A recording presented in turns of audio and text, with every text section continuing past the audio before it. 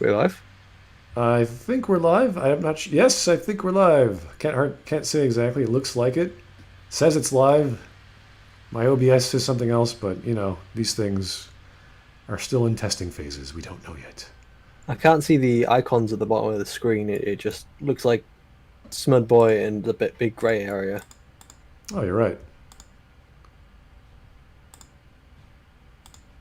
There we go. There we go. Okay, we're live. Yeah, it's hard to tell, guys. I'm using a new piece of software, so it's kind of difficult to match it up when it tells me we're not live, and then YouTube says we're live, and I'm like, I don't know. Anyway, thanks for There's joining. always problems. Yeah, no. I'm just glad we got a solution working. Is when the video driver updated on OBS and we couldn't get we couldn't get our icons working. We were like, yeah, we're supporting Black Lives Matter. Yeah, it's why we're blacking out. Yeah, exactly. See, Anyway, our faces are so black you can't even see us against the black background. yeah, you had no idea who was in the chat. It's just like LiteratureDevil, Glib, who's there? Everyone's here. What? So thanks for joining. Well, if we don't know where anyone else is today, they're all offline.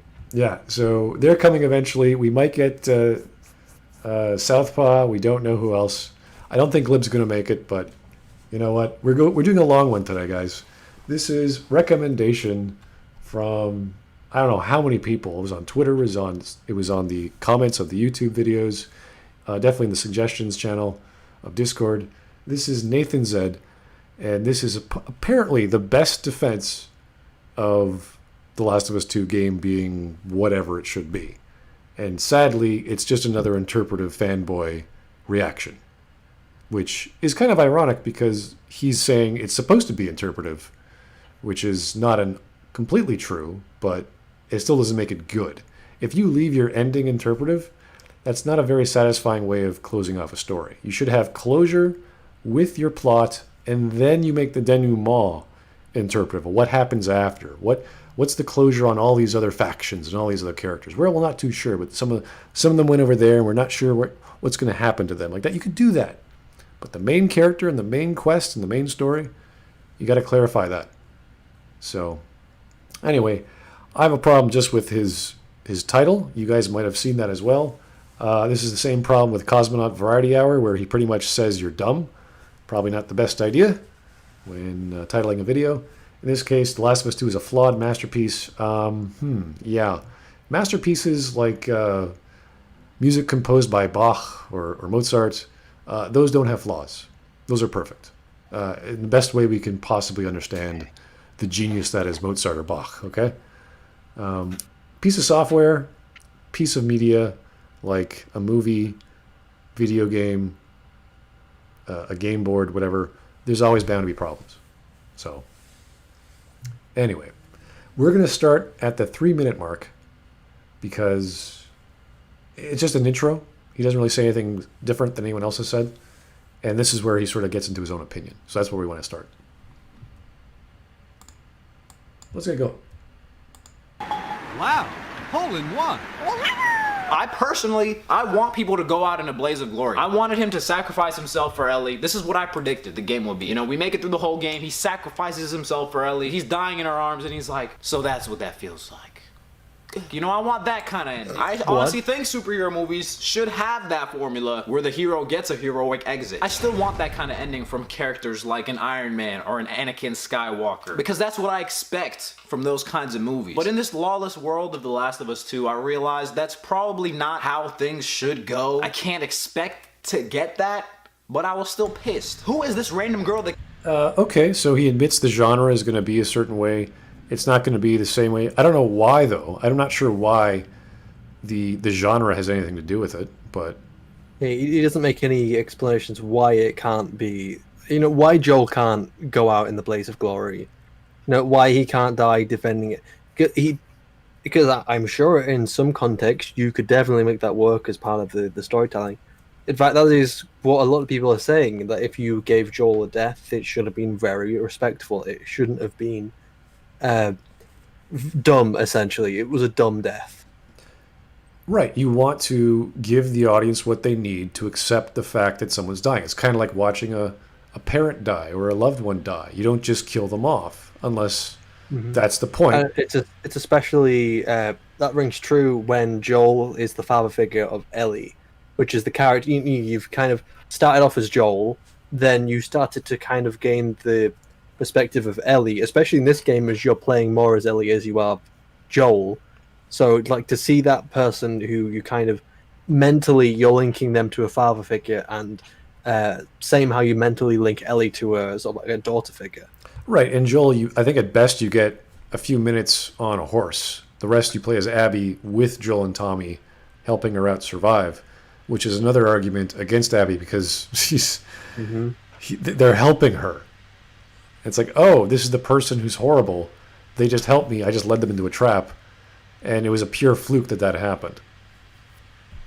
Here's Alex K. Thank you, sir. Bought God of War 2018. Nice. A couple of days ago. The story, the characters, the visuals, and the gameplay is so refreshing to play after The Last of Us 2. Yeah, it's another father-son or father's-kid story. It's probably done a lot better. And it's a beautiful story about burying the dead. So we already have a death in the family. And they want to go on this quest to bury their dead parent or bury their dead lover. Or I guess the son's mom. And what she was, how the gods are involved in that. It's a beautiful little story. And it's not that long. It's just the right amount of content. It's nicely paced. There's a little bit of backtracking, but it's much more respectful to the audience. So, plus it has Teal'c. Pop in. Sorry? Someone just joined the watch together. About to have someone pop in. Oh, I guess we are. Who knows? We'll find out. Anyway. Kill Joel. Why is she so brolic? What workout regimen is she on? I gotta find her, ask her about it, and proceed to kill her, okay? So I'm mowing people down as Ellie for like 10 hours straight, you know? I'm just like, without a thought, I'm just killing everybody. Hello, Southpaw. I don't care, all right? They killed my boy Joel. I literally could not care less. Also, it's a video game, okay? This is how I play video games. We're mowing people down. It's just a game. Hello there, by the way. Hey, Southpaw, what's happening? Oh, I'm doing all right. I have a quick question. How do I sound right now? You sound all right. Fantastic. Okay, yeah. I was having this weird thing yesterday where as I was like recording samples of my audio, I was sounding like crystal clear, like video quality. And then when I did my stream and I rewatched my stream, I realized, oh, I sound like I've got like this weird echo or something. So as long as I'm sounding good here, that's fine. But I see you guys are about, 4 minutes into this video? We started early, we started 3 minutes late, rather, just because he just doesn't really say anything special aside from describing stuff. And I was like, that's fine. But here's where he sort of gets off on his own tangent, which is good. So okay. So I didn't quite hear what he just said here, because I was expecting us to go pause for Southpaw. So is he saying that he doesn't care about Joel's death, or is he saying that he does care about Joel's death? He doesn't care about Abby because he spent the past 10 hours playing as Ellie in a video game. So it's like, I'm just killing people. I want to kill Abby, blah, blah, blah. It's like, yep, you're right. That's what's going on. It's reasonable. Yep. They're not real. And at a certain point, I was like, okay, like, is this it? Bro, IGN really be giving everything a 10 out of 10. It's doing that video game thing I hate where it's like you go to a place and then the person's not there and you're like, oh, they're over there. And you go all the way over there and then there's like, oh, they're not there. You go all the way. It's like, what are we even doing? I was like, okay, this is fun, but what's the point of this? But then there's a confrontation between Abby, the killer, and Ellie. And all of a sudden, it switches. This switcheroo was about to be one of the most jarring things I've ever experienced in a game. At first, I'm like, bro, I do not care about this girl. I know what they're trying to do. They're gonna try to make me see from her point. I literally could not care less. Let me just kill her now. It's a flashback with her and her dad. And it took me a second to realize, like, oh, dang, like, this girl has had her own The Last of Us. You know what I mean? Even down to bonding with the giraffes in the first game, and in this game, they're freeing a zebra. The same way Ellie was collecting cards, Abby was collecting coins. And you see, the thing with humanizing people is fine. That was assumed they're going to do that. But think of the actual background flashbacks. Her dad collects coins. Her dad likes watching zebras give birth. He's a surgeon. He's medical. It's like, yes, and like, what does this do? Nothing. He also wants to scoop little girls' brains out without getting their consent first. Yes, exactly. He would be guilty of that, and then you'd see him in a whole other light which is just how we see Abby. It doesn't matter how good a person is, he's going to do something monstrous.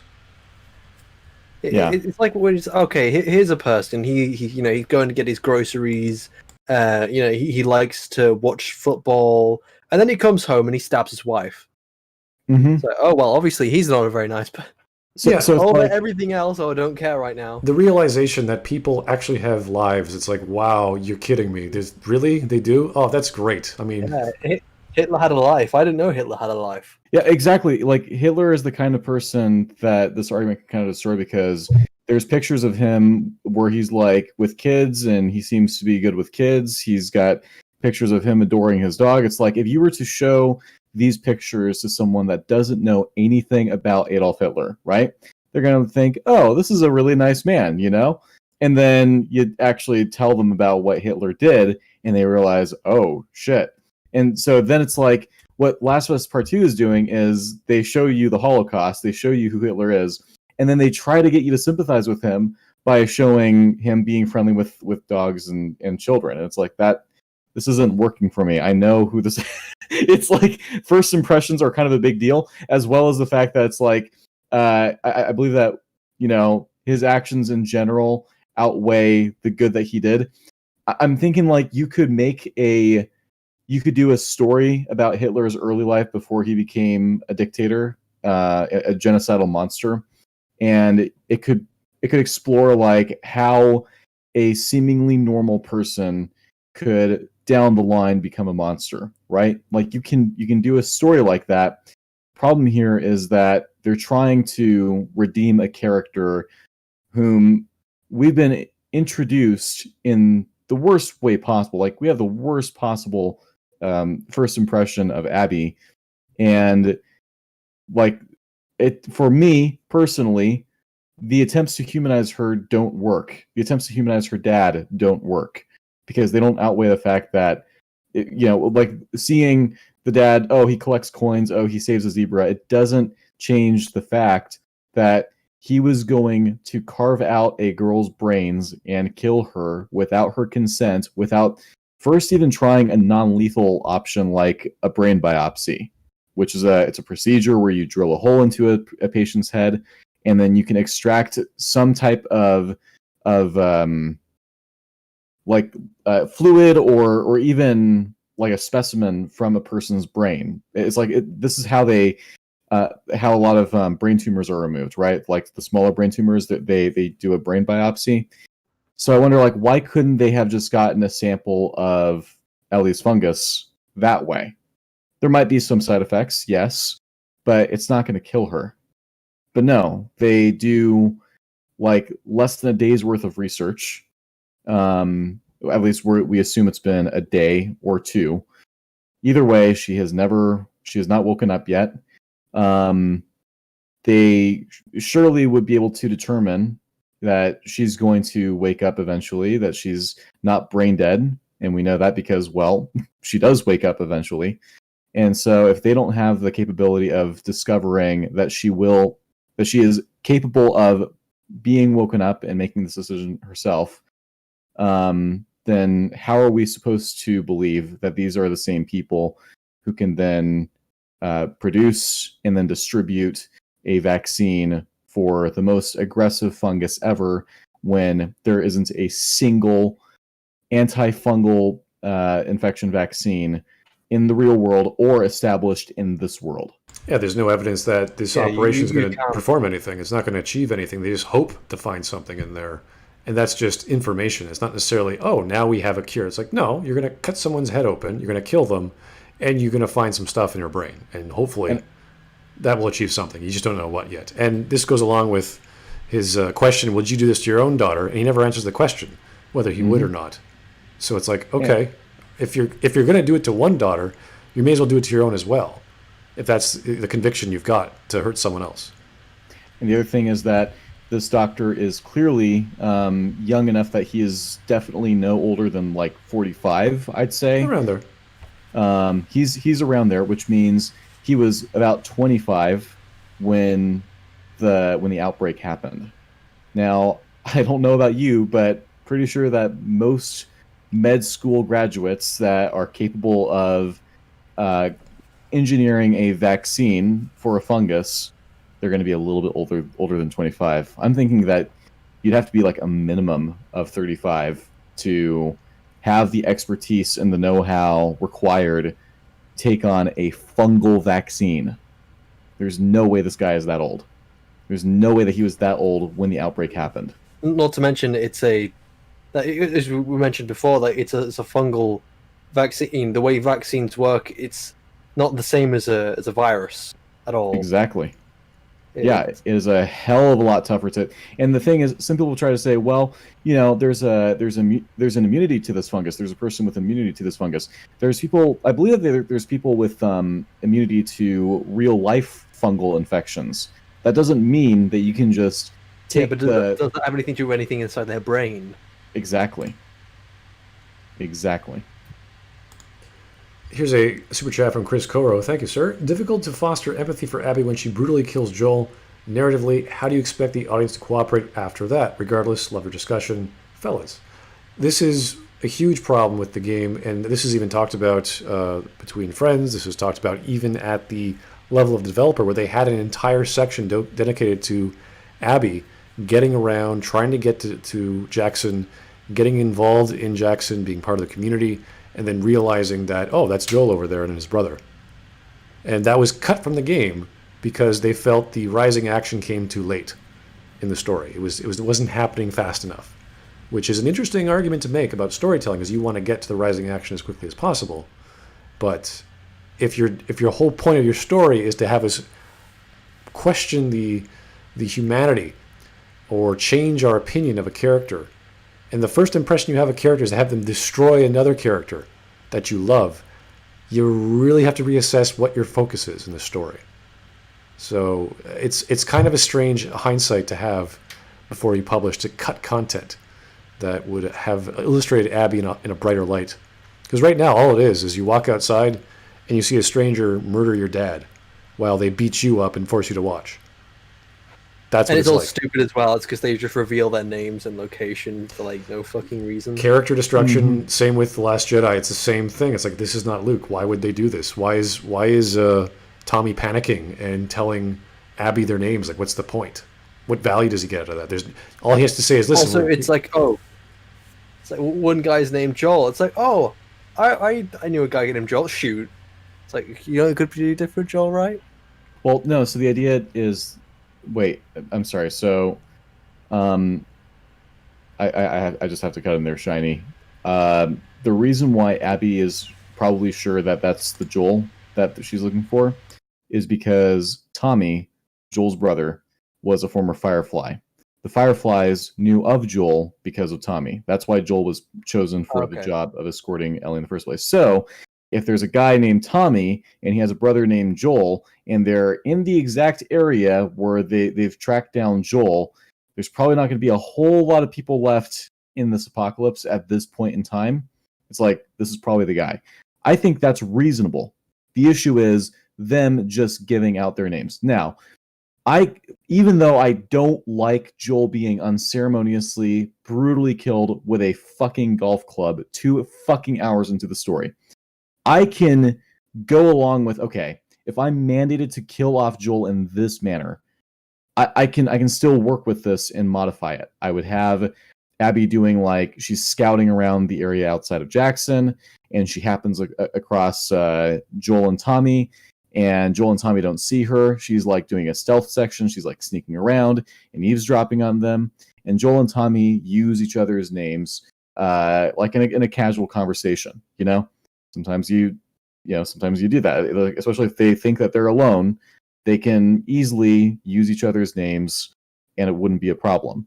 And so then Abby could hear that, and she realizes, oh my god, these are the 2 guys, and we could figure out a way for her to get the upper hand on them, and then we have the same exact scene that we have in the game. Okay, but even then, it's still not the respectful death that should have been given to Joel.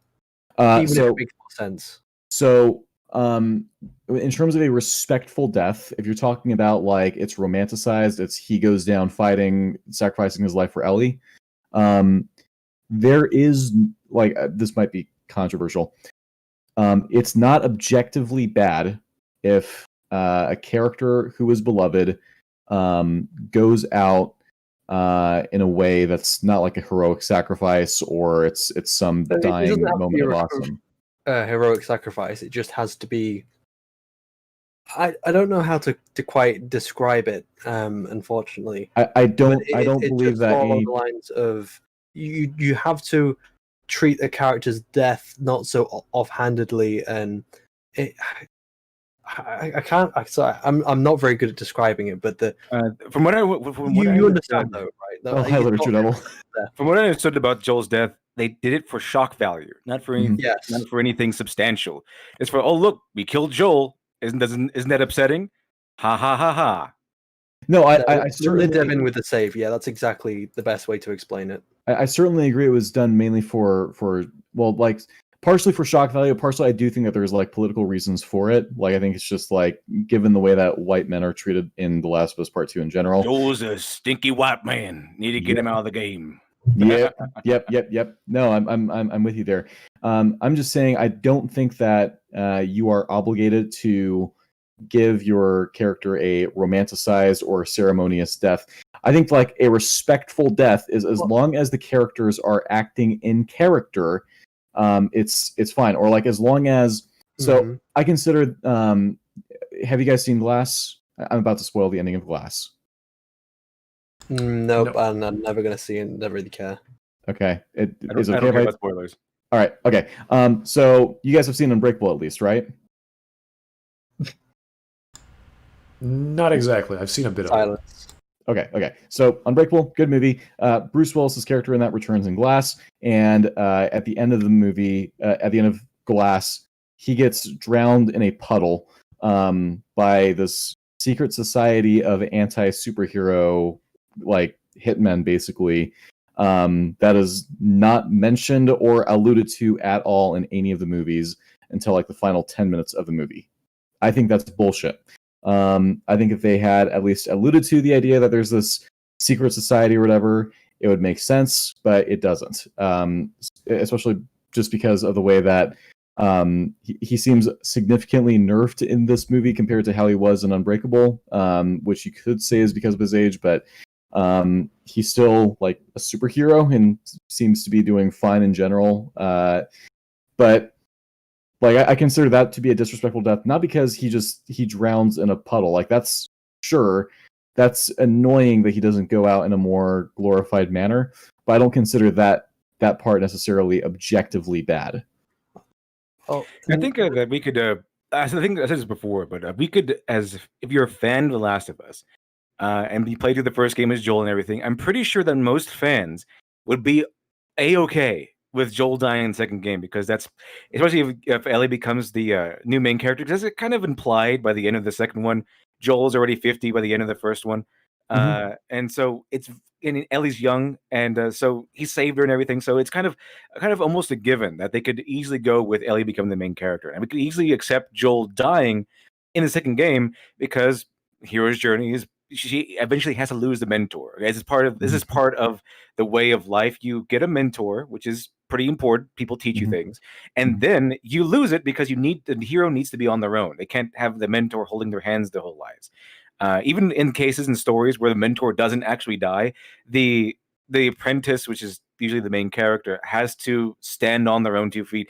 And some of the cases where the mentor actually doesn't die, the mentor just lets their apprentice let them make mistakes and things. So there's usually a line that comes along the lines of he needs to prove himself. He needs to stand on his own. It's the part where he proves himself to be a man, etc. That and so forth. So I'm pretty sure that we could accept, or fans of The Last of Us could accept, Joel's death so that Ellie can be on her own, and it'll be accepted that way. But the way they did it was just to put it in terms of, I think, a person I found in chat, they Luke Skywalkered him. Well, it's certainly. So just to kind of you seem to kind of misunderstand when I said respectful death. The dev did explain better. It's like not just doing it for shock value.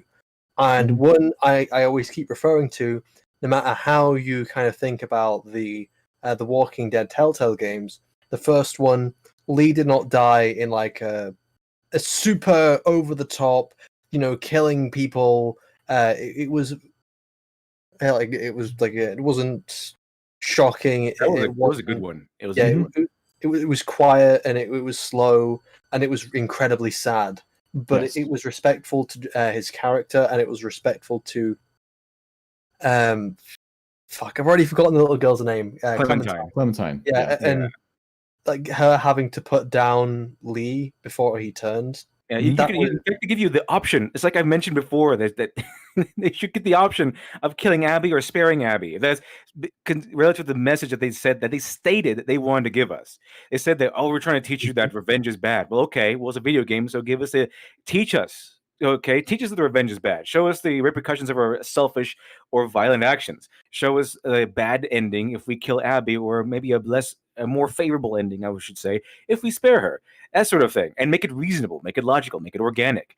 And that Walking Dead ending is so perfect because they give you a choice. Are you going to have Clementine shoot Lee in the head, or are you going to have Clementine just spare her that agony of shooting the one person in the head that saved her life and cared for her like a father this whole time? Well, either way, Lee dies.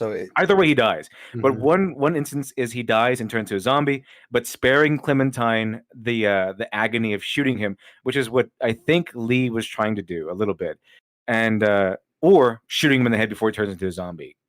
Clementine taking the agony upon her, but showing him mercy after everything he's done. Mm-hmm. Well, yeah, sure. Both with substance. Both had substance to them. Mm-hmm. Yeah, no, I fully agree that Lee's death is a lot more satisfying than Joel's. I think the part that makes Joel's death bad on an objective level is just the fact that it happens because he and his brother act out of character. I think that'll like going for the shock value. Like, yes, that's annoying. Okay, and yes, the fact that he's killed with a fucking golf club is annoying. That it's really really frustrating to see. However, I'm trying to parse that out from, okay, I don't like that with this is poorly written. And so I think that I'm willing to go along with, okay, fine, he dies 2 hours into the game with by a golf club to the head. How do I earn that? Well, I don't have him just give out his name to random strangers. That's the first thing. I'm willing to work with that. I'm willing to work with sure, we'll do a shock value death even. I don't like it, but if I'm being mandated to do it, I can still make it work. And of course, my ideal death for Joel would have been, I don't know, he sacrifices his life to hold off some infected from getting to Ellie, or even rescuing her from cannibals / rapists or whatever. It's whatever it is, I'm okay with. I'm certainly sympathetic to wanting Joel to have a more honorable death. However, the fact that his death isn't honorable isn't the big problem. It's certainly it's unfulfilling, it's unsatisfying. But the worst part to me is just the fact that it's not earned because he acts simply out of character. Yeah, that'll do it. Hey, if they were act out of character so that for the convenience of the plot, that's changing things. That's how you get Mary Sue's, by the way. It's the same. It's not that exact way, but it's more or less the same phenomena. Things acting illogically, for the sake of the plot or a specific character. It's just that in case of Mary Sue, instead of we need this to happen, it's I want this character to do this thing. I want this character to succeed here against all odds, even if it's logically impossible. And to Toxicity in chat saying that Joel would never have gone into a random place with strangers, I do agree with that. How I would have modified that would have been, I don't know, he gets ambushed, basically. He gets ambushed and they forcefully take him to that place. He is, I know, Joel's a tough dude, he's a badass, however, he's still human and he's not superhuman. He could, especially he's mid-50s by this point, basically. I'm pretty sure he's in his 60s by that point. Yeah, he's guys, I know that he's old is a lame argument. And I know that there are badass 60-year-olds, but I'm saying if you have a near 60-year-old and he's outnumbered by 7 people, he's going down. He's going down. It's Joel being fine. Old is fine with me. I mean, if Joel dies because he's old, that's fine. Mm-hmm. He's getting rusty. I mean, he's 60 years old. That's pretty old, especially in the post-apocalypse era. We don't have the conveniences of modern day life. Mm-hmm. So that's pretty old considering that he's kind of far away from society or what we consider civilization. So Joel being old is not an excuse to me. It's a pretty valid reason given the circumstance. However, now you played through the game because I saw some of your streams, or I know about them. I saw some of them, little tidbits of some of them. Okay. So did you know? So am I right or wrong on the fact that the stated objective of this game was to teach the player, to show the player that revenge is wrong? Isn't that the stated objective? It's basically that stated objective, yes. Okay, so for the second game, for the second game. For the second game. The first one is different. It's like humanity is the real monster sort of scenario. But for the second game, because that's what I learned about the second game. That's the stated scenario. The stated goal of the second game was to teach the players that revenge is wrong, because apparently we don't already know that. Don't go commit genocide. There have been other stories which have done this message so much better. Yeah, exactly. I often say Afro Samurai, but the thing is, if these parable sort of stories, like the what not to do sort of stories, they usually have the main character follow through with these, so that we can see, we as the audience, we as the people receiving the story, can see the repercussions of doing the wrong thing. I brought up the story of the prodigal son, who took his dad's inheritance and spent it on, I don't know, whores and good food and all that stuff, and then at the end of the day he has no money, and then he goes crawling back to his dad, and it teaches us that you shouldn't take advantage of your parents, you shouldn't take advantage of free money, all that stuff. We get to see him make the mistake and then learn from it, so that when he learns from it, we learn from it, and even if he dies at the end, we learn from his mistakes. That's the point here. So usually, if we have Ellie, now Ellie, you don't get any options to not kill people, right? You don't get any options to just have a peaceful way around things, do you? For Ellie, I mean, if there is, it's so I would know outside of the game journalist mode, where you can go literally invisible while prone and just skip entire combat sections that way, by just crawling on your belly through areas full of enemies that should be able to see you, but they can't because you're just lying down on the ground. Which I did, like, partially for fun and partially just to get through the goddamn game. But like, certainly, I mean, even in the first game, in the Firefly Hospital, there is actually a way. There's someone that you can find on YouTube who went through the whole thing without killing anyone in the game. And that should be a good option. That would be a good option to learn, to teach us the course of revenge. And it actually would make more sense if Ellie didn't kill people, and then at the very end, like, I don't want to kill people. I just want to get revenge for Joel. I just want to get Abby, because remember, usually the story like this, how it ends, how we teach revenge is bad, is that justice should trump revenge, and that we should seek justice instead of revenge.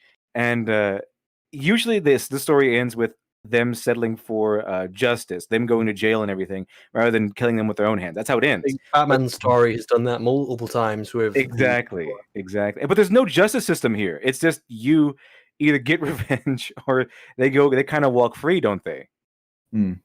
Well, yeah. I mean, again, I would absolutely have loved it if Joel's death would have felt like it would have had more meaning, like, you know, he gets to have some closure with Ellie or something. Like something like Lee Everett's death would have been great. Okay. Oh yeah. Well, it would have totally resonated with me. I would have loved it.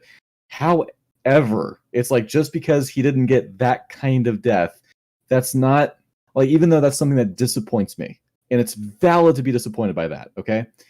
Calling it bad writing, that's where I have to draw a line. I have to say, what makes it bad writing is just the fact that he and his brother act uncharacteristically like idiots and give out their names. That's all. That's the argument. It's actually a scenario I named in one of my videos about Mary Sue. Is like, if you know, one of the scenario I named was, if you had a villain, for example, that was competent, and then suddenly your main character shows up and they start acting dumb so that the main character can win. You might be looking at Mary Sue. It's that's how you see bad writing. That's how you get bad writing, when the characters have been established and they start acting out of character, or things stop being logical or acting a logical way, as you know, opposed to how they've previously been characterized. Then you have bad writing. That's not what you want to do. So there you go. That's a very good observation. That's why people kind of, I guess that's where it comes from, that they act out of character just so Joel can die. Also, I have to say, I think that there is actually a point in the first game where Joel could have died in an almost pointless manner that would have worked, and that was when he gets impaled on a piece of rebar at the end of the fall section. Like, realistically speaking, he should be dead. He got impaled on rebar. He got pulled off the rebar. We see how Ellie saves him in the Left Behind DLC, like she patches him up and everything. But still, it's like, wow, man, he loses a ton of blood. He should be, like, logically speaking, he should be dead. If the game had revealed that he died and the rest of the game was you playing as Ellie, making it to the Fireflies on your own, I would have been okay with that, actually. There are certain scenarios where you can have like a main character die unceremoniously, and that's so. I've mentioned this before that I did want Joel to have a meaningful ending. I think it'd be better if they did, but it's not the end all be all. I think what made people upset was that I haven't played the game, but I have heard a lot of things about it, and the way Joel was handled was that he dies unceremoniously, very upset, very very upset. Everyone who loved Joel probably very upset about that. We want to go. We want to get back at Abby, but we never get closure at the promise of that. So if they wanted us to spare Abby in the end, the whole game should be a trial of Ellie and Abby, and we as a player should be going along with Ellie. We as the player should be feeling the same way Ellie feels at the end where she spares Abby, so that we the player should be matching Ellie's intent, so that we both want her to spare her life, instead of Ellie wanting to spare her life and we the player wanting to still strangle Abby to death. But apparently, from what I've heard from reactions, that's not the case. At least that's not the case in a majority of cases. That's the joys of ludonarrative dissonance, that fancy term meaning the connection between gameplay, where you murder pretty much everything that moves, and what happens in cutscenes is just, well, also murdering everything that moves, I guess. But until you get to the end, of course, that's just the whole point of the story. But we don't. It's kind of like in Grand Theft Auto 4, where you're playing Nico Bellic, and you can technically start several murder sprees, and then start a mission where he goes, "I'm up for sparing a few lives." Doesn't make any sense, Nico Bellic.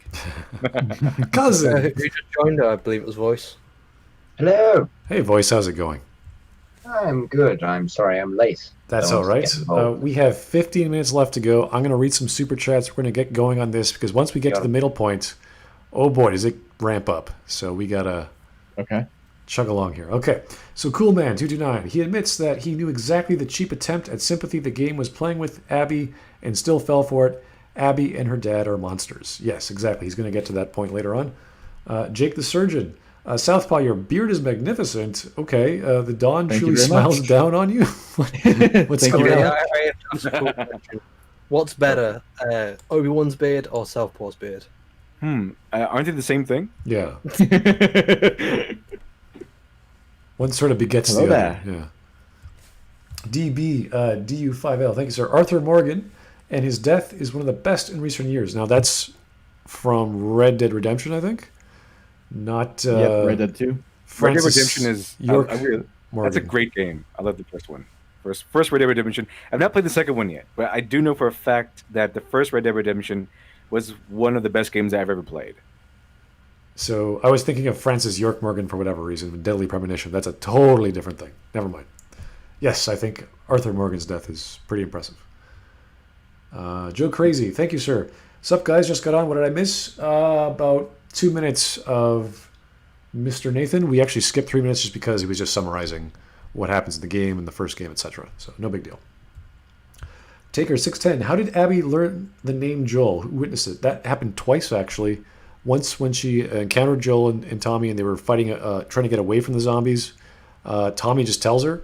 And then again, back at the mansion that they end up commandeering, where they all escape to, and Tommy again tells everyone's name. So it's a bit strange. Now, wouldn't Why'd you say that name? Wouldn't it be perfect if Abby's dad was named Joel, and then It's like, oh, my name's Joel. Why'd you say that name? Just save Joel, why'd you say that name? Ellie could say, why'd you say that name? And then suddenly they're best friends. Now that would work, right? According to some movies I've seen, that works exactly the way it should. Now I do have an example of a main character dying unceremoniously, and actually doesn't happen in a mainstream work. It happens in a comic book called. It was made by Richard Meyer. Not Jawbreakers, but the other one. The one that he's supposed to look like it's like he found it in an old Mexican bathroom or something in Mexico or something.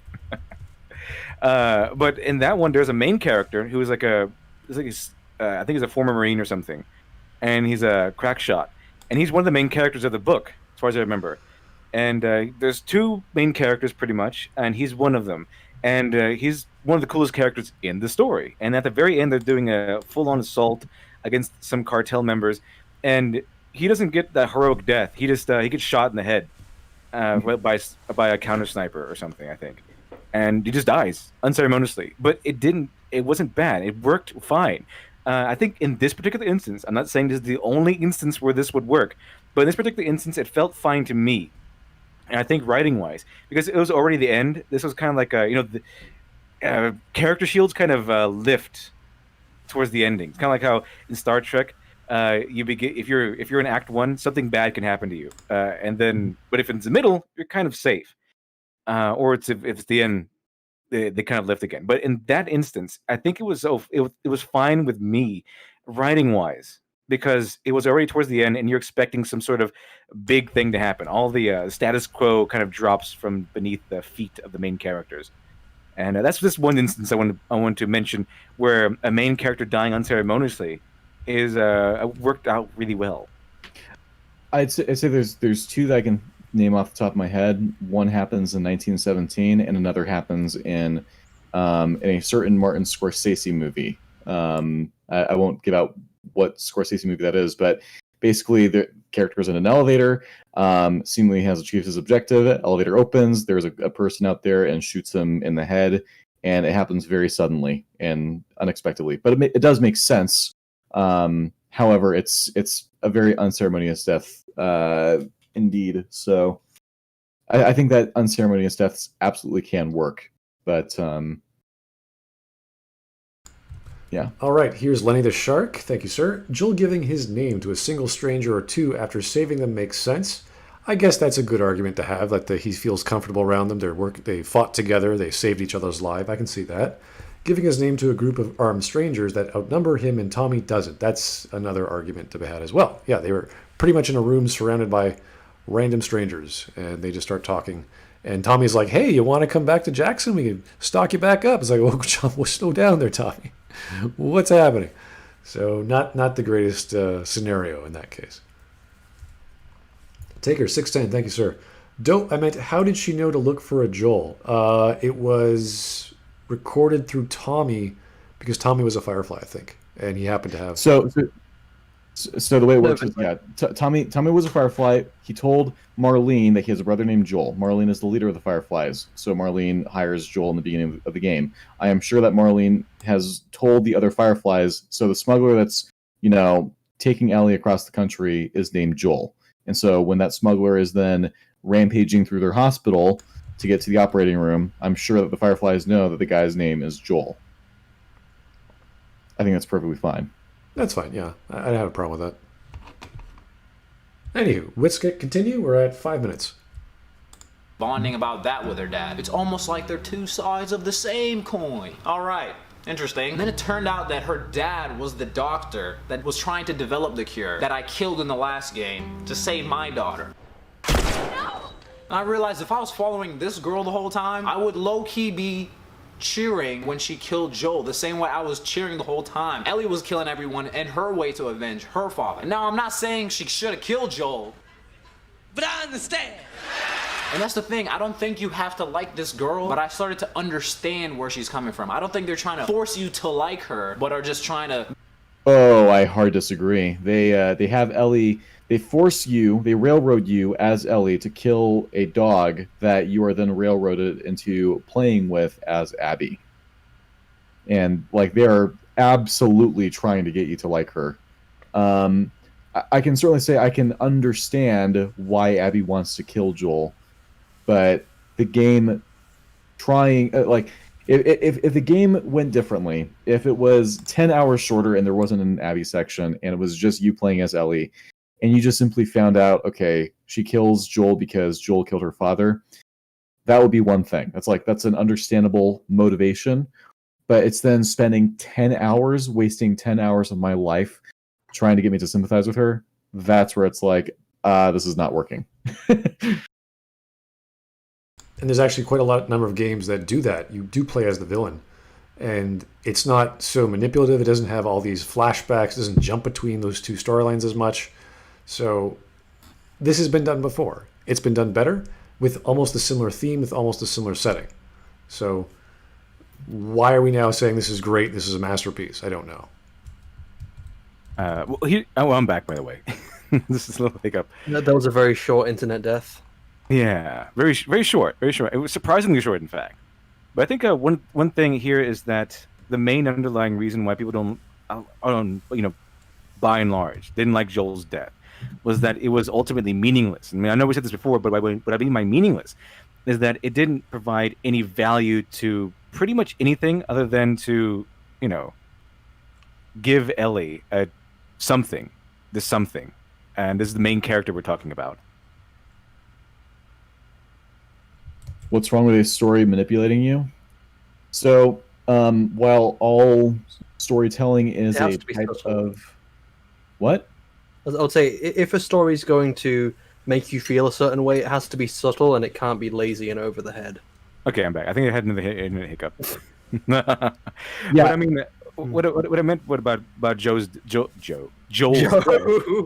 is that it should be meaningful to the story in some way, either plot wise, character wise, or thematically. I'm always go back to No Country for Old Men. Now Anton Chigurh didn't die at the end, but he could have unceremoniously died at the end by just random happenstance.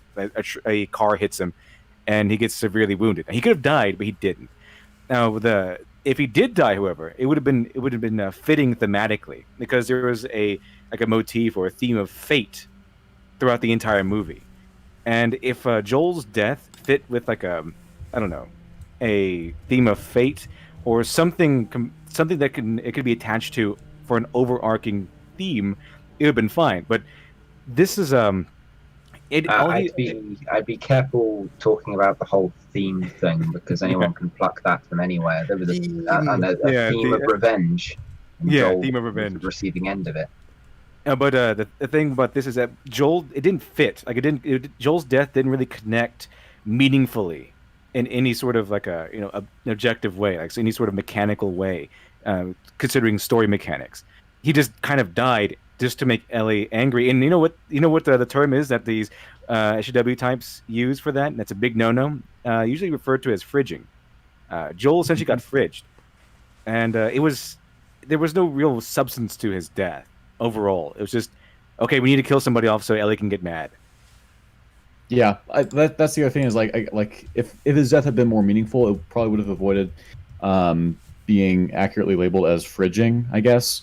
But I think the fact that it is done for a shock value and simply to motivate Ellie, and there's no thematic or narrative purpose to his death other than that, I believe it does qualify as a fridging. Now, fridging is kind of like a staple of revenge stories in general, but it definitely doesn't have the same emotional impact as if it had been something more like Lee Everett. Lee Everett's death is it's always going to age well, right?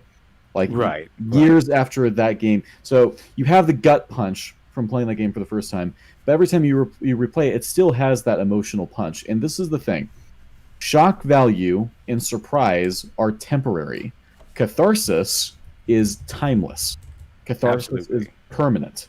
The shock value from Joel's death is not going to outlast the catharsis that could have come from his death being a little bit more drawn out, meaningful, heroic, blah blah blah blah blah. And so, yeah, that's all I wanted to say there. But regarding a story manipulating you, it's what Shiny said. I was going to say something to that effect, where it's like all forms of storytelling are a type of emotional manipulation. They're trying to evoke an emotion out of you. However, there is such a thing as you're being kind of on the nose here, right? And I feel like if I'm being forced to kill dogs as Ellie, and Abby, you're forced to play with dogs, or a dog rather. It feels a little bit like emotional manipulation to me. Yeah, a little too on the nose. This is why I always I compare it to This War of Mine, which doesn't make you do bad things, but sets up a scenario where you kind of have to. Rob an old couple, murder your neighbor or something like that to survive in a war-torn scenario. It's the same thing. It's you do the same things they want you to do in The Last of Us 2, except you make the choices instead of the game forcing your hand to make these choices. The Last of Us, Last of Us is very on the nose. It's very lazy. It's like, oh, you pet a dog, Ellie kills the dog. Oh no! And then in other games which do evoke these really deep emotions out of you, it's earned and it takes a lot of time and it takes a lot to build up moments like in, I don't know, maybe it's an unfair comparison, but Mass Effect 3, Morden's death, that's what you could say, oh, it's emotionally manipulating you because it's the death of the character, but then again, it's not on the nose, it's subtle, it happens in an organic way, and it's not being lazy at all. This is a character who has a very meaningful death, even though we're not really talking about death right now, we're talking about just how, again, on the nose is like, oh, Ellie kills the dog. Oh, you were petting dogs. Oh, you know what I mean? Abby's a nice person. You're such a bad person. You the player. You're such a bad person. You killed this dog. Feel bad. Also, with the ending they wanted, where Ellie spares Abby and teaches us that revenge is wrong. If they wanted to go that way, then they gave Ellie a girlfriend, and that's where the bigot sandwiches come from, or whatever. Mm-hmm. Instead of Joel dying, they should have killed Ellie's girlfriend, because we personally, as the players, we have no personal attachment to her girlfriend. Now, usually in stories that have the person go on a quest for revenge, and they end up sparing them or whatever, the main character has the personal attachment to the person that died. We, as the audience, we do not. So if we do have a personal attachment, then we want to see that character avenged. So if they wanted to go the route where Abby gets spared, I would have suggested that it would have been much. It would have set up things perfectly if Ellie's girlfriend died instead of Joel, and then they could have gotten some story out of that where Ellie's girlfriend gets killed in place of Joel. Like, okay, you're attached to Ellie, that you caused my father's death. I want to kill your girlfriend, and instead of Joel, because Joel's not here, I'm going to take my frustrations out on somebody. I agree with you.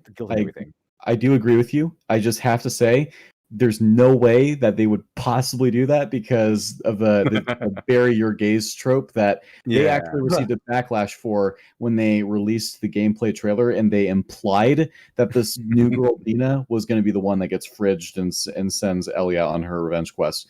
People got upset about that from the gameplay trailer because they assumed that Dina would be the one that motivates Ellie's revenge. And I do agree with you, though, that it would make for a better story. Yeah, however, it's the mechanics too, as opposed to just how it's usually done. If you want the character to be spared at the end without the player being upset, because what you want to do in this scenario is you want the audience / player to be right with Ellie, to agree with Ellie that sparing Abby is the right choice, and that's a lot harder to do. I'm not saying it's impossible. It's a lot harder to do if the main character the character gets killed is one that the audience / player has an emotional attachment towards. I'm even fine with the idea of if they really wanted to avoid the bury your gaze trope, they could have just made it a platonic friend of Ellie's, like someone that Ellie would be really close to, that not necessarily even just for a second, explain the whole bury your gaze thing, because surely it's wouldn't it be, because obviously that they're showing that Ellie is gay, and that surely that having her revenge a female girlfriend rather than a male boyfriend would have been a better thing in the more progressive eyes, because it's gay rather than not being gay. Well, I will be happy to. You can't kill gay people, Shiny. Oh God. Well, I will be happy to read out this TV Tropes article to you. It says, this trope is the presentation of deaths of LGBT characters where these characters are nominally able to be viewed as more expendable than their heteronormative counterparts. What? In this way, Well, I'm just simply reading out from a website. I know. I'm not saying okay? what at you. I'm saying what at the website. What is this? It's saying it claims in aggregate, queer characters are more likely to die than straight characters. Now, keep in mind. No, people with red shirts are more likely to die than people without red shirts. I mean, keep in mind that this trope was a thing before like writing and entertainment became super PC. Okay. Like I can buy that as a like, okay, that probably was a trend. Indeed, it may be because they seem to have less purpose compared to straight characters, or that the supposed natural conclusion of their story is an early death. By the way, I just want to say, like, let's suppose that this is an inaccurate theory, but it's one that's like widely spread anyways. So the point is, they probably wouldn't want the backlash from participating in a trope that's at least people are aware of, and there are examples that you can look from all kinds of media, whether it's anime, comic books, fan works, live action films, literature, live action TV, music, podcasts, theater, video games, web animation, web comics, Western animation. So, you can always look down because they will provide references for that. I think that TV Tropes in general is a good website. So all I'm saying, I like TV. I'm not saying Literature Devil that your idea is bad because it involves killing a gay person. I'm saying that enough people would be upset about it. I don't think that Naughty Dog Twitter would be mad. The Twitter mafia would go after them. Yeah, they want to avoid driving those people crazy. But to expand then again, upon you've also got to keep in mind the political orientation of the people writing this as well. Oh yeah. Then do you know what you could have done is you could have just made Ellie bisexual, have a boyfriend, and then the boyfriend dies, and then she gets a girlfriend. She could have had a female boyfriend. And I know that there's people in chat that think that this sounds stupid, and that it acts as though any time that gay characters are killed off is an example of bury your gays. That's not true. That the page, guys, just go to TV Tropes, look up bury your gays, okay? Read the page. It says it can be seen as truth in television. Truth in television means like it's justified because there's precedent for it in real life, as gay and lesbian people are at a substantially higher risk for suicide and assault. There's also AIDS hit the gay male community most prominently. And so it's like, also it says, however, sometimes gay characters die in fiction because, well, sometimes people die. There are many anyone can die stories, barring explicit differences in the treatments of the gay and straight deaths in these. It's not necessarily odd that the gay characters are dying. The occasional death of one in a cast full of gay is unlikely to be notable either. So it's more like most characters are straight, and then you have like one gay character, and that's the character that gets picked off. That's what this trope is referring to. I have to make that clear because I know that there's some people in chat that are assuming that this means that anytime that you kill off a gay character, it's bad. No. That's not what they're saying. Oh, good. Yeah. I think there was actually, how the old trope is, in horror movies, which character gets killed first. That was a trend also one time, I think. It's always the cool, happy-go-lucky black guy. Yeah, usually. It's normally him first. Come on, bro, let's go take a look at that strange noise over there. I don't know. That sounds kind of creepy. Oh, what are you worried about? There's nothing out here. That ghost has been gone for the last 30 years. Yeah, exactly. Usually that guy, the voice of reason.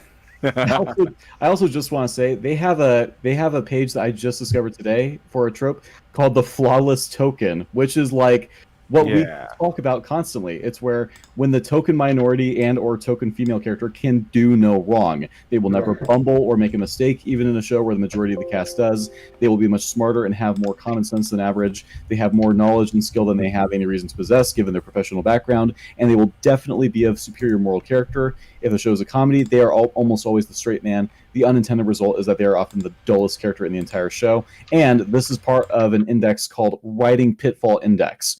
They acknowledge this as this is a writing pitfall. This is a bad thing. I understand you guys think that TV Tropes is super woke, but I think that this is. Yeah, it is. They're honestly, I will say it's though, still good though. It's still good. It's still a very handy tool as a writer. And there's so much content on TV Tropes that it kind of, even the wokeness, it's still like, the useful information far outweighs the wokeness as far as I've seen. Now, on the note, I'm going to expand a little bit on the mechanics of what I mentioned earlier. Is that if they killed off Ellie's girlfriend instead of Joel. The object here is on the subject here. It's supposed to be empathy. We're supposed to be empathizing with Ellie, and so we feel what she feels. We feel upset. You could have even have Joel die defending Ellie, and it kind of then would show that revenge, it's not worth it in the end, because you can end up losing more than what you lost. Yeah. The cost of revenge would have been, her losing Joel. You could have done it that way if they really wanted to kill off Joel. Exactly. That actually would have been if Joel's life is forfeit in Ellie seeking revenge. And this isn't applied in just games either. Let's say Joel says, I'm not going to help you do this. You're going to get yourself killed. And then Ellie goes off and does it anyway, sneaking off in the night. Joel ends up, going after her because he's not going to let her get herself killed. And then because of Ellie's stupid and brash mistake, Joel has to come in and save her. But as he saves her, he ends up getting himself killed. That would have been interesting, Shiny. There's an example of what I mean. Give me a fucking game to write. Here's an example of what I mean.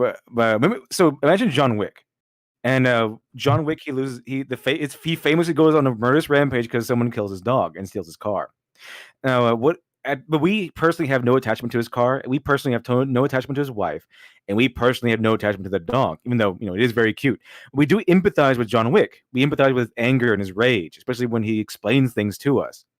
But at the end of the movie, I don't think too many people would be upset if he spared Viggo's son. If he said, "You know what? I'm stopping right here," because that movie's not about teaching us that revenge is wrong. The movie's just about revenge. So if he spared Viggo's son at the very end and says, "You know what? I think I've reflected on his actions, said I'm done enough," and he went back to his house and stopped his rampage of revenge, I don't think too many people would be upset. And that's because we had no attachment to what he lost.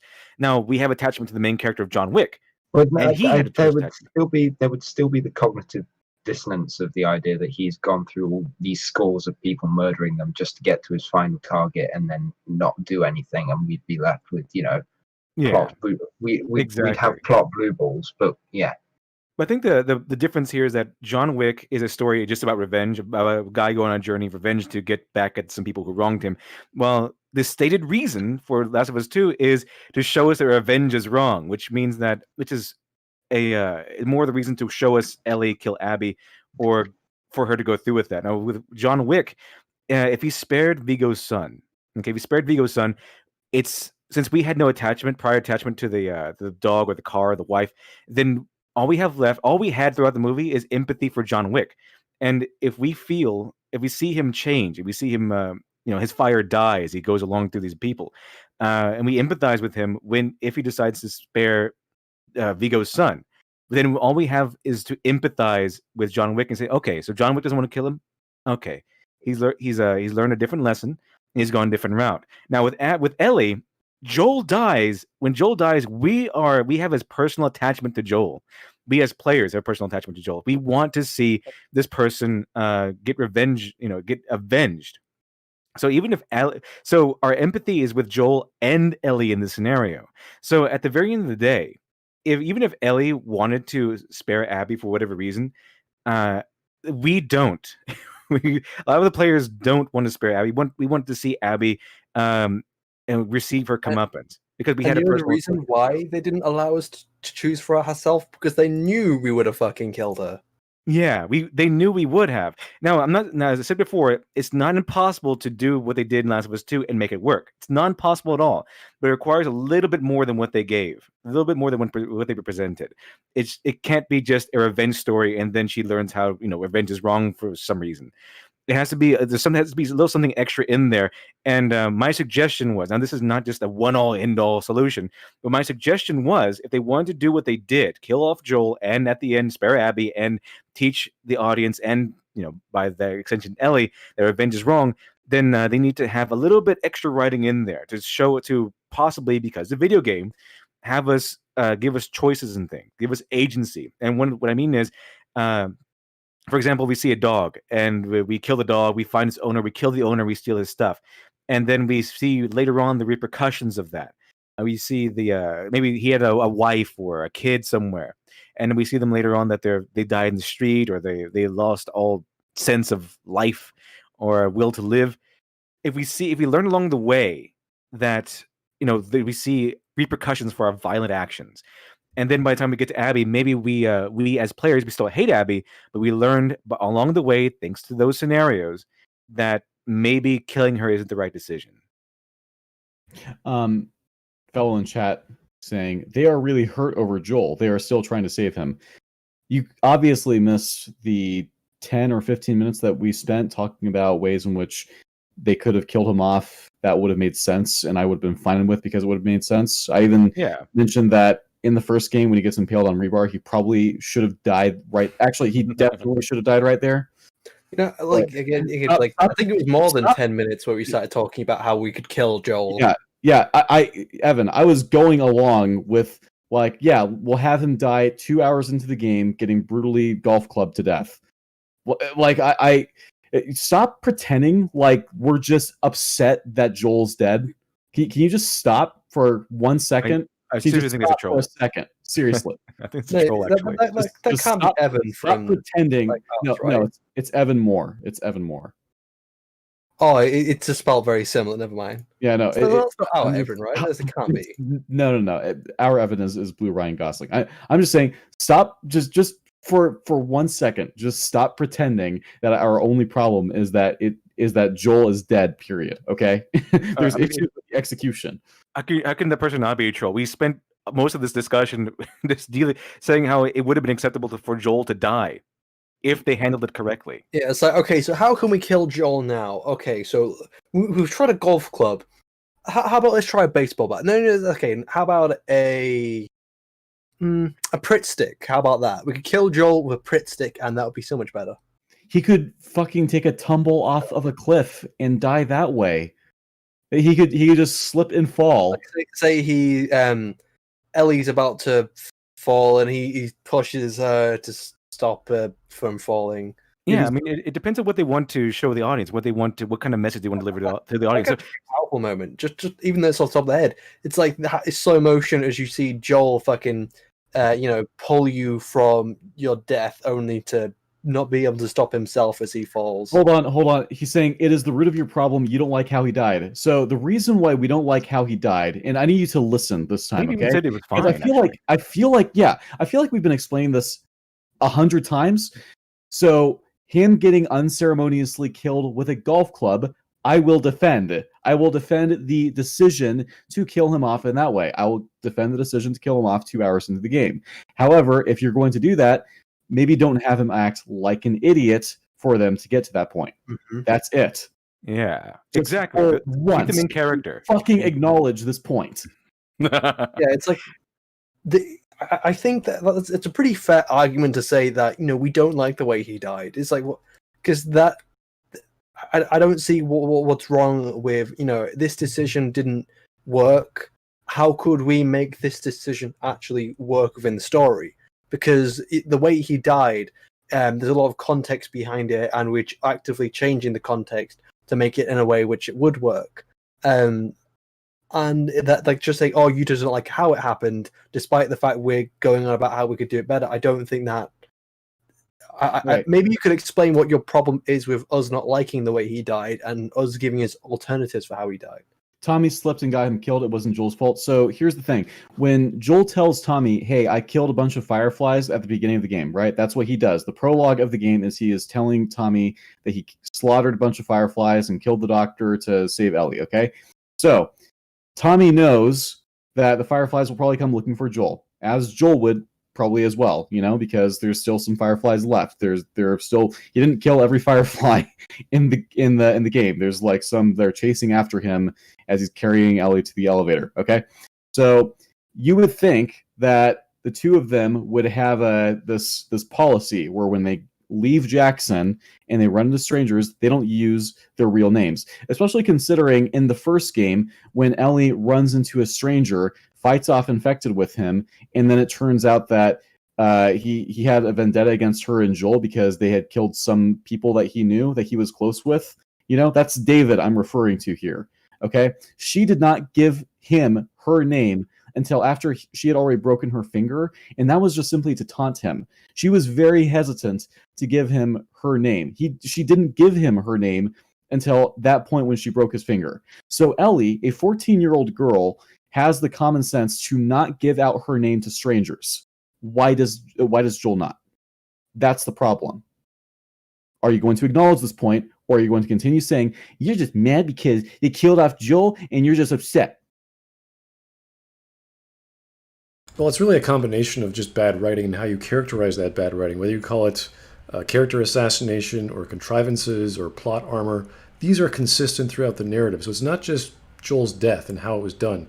It's people being saved or people being killed and not being killed that is just so contrived just to push a narrative forward. And that's the problem. The narrative doesn't make sense in that regard because we're all getting to this one point to line up Ellie and Abby in the silliest way. And that entire last level was not even necessary for this to happen. But they introduced a whole new faction. They strung her up on a cross. They brought her down just to have this weakened Abby so she's no longer extremely buff and strong. She's broken. It's like But couldn't they have just used the scars again as a faction? Sure. They've been like the villains for like all of Abby's story. Evan in chat. We kind of encountered the same argument before of so he's saying you would think if they were perfect, people slip all the time. Tommy just panicked at the ski lodge. He had a moment of weakness, guys. Luke Skywalker had a moment of weakness when he took out his lightsaber and he thought about murdering his nephew in his sleep. It's just a moment of weakness.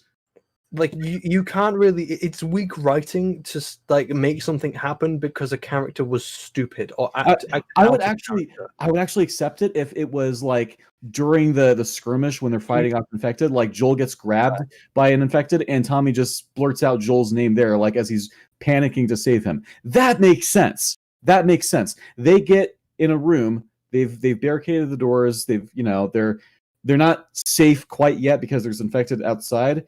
But they're not like being surrounded by them right now. Where if they're in immediate danger, right? I'm talking they're currently engaged with the infected and Joel's about to die. Sure, I could buy Tommy blurting out Joel's name. And I accept that. And compare that to the idea that they originally wanted to have, which was to get Abby to infiltrate Jackson and be part of the community so everyone trusts Abby. And she gets along with everyone for a few days until she finally enacts her plan of revenge. Then that would be a shock to the audience.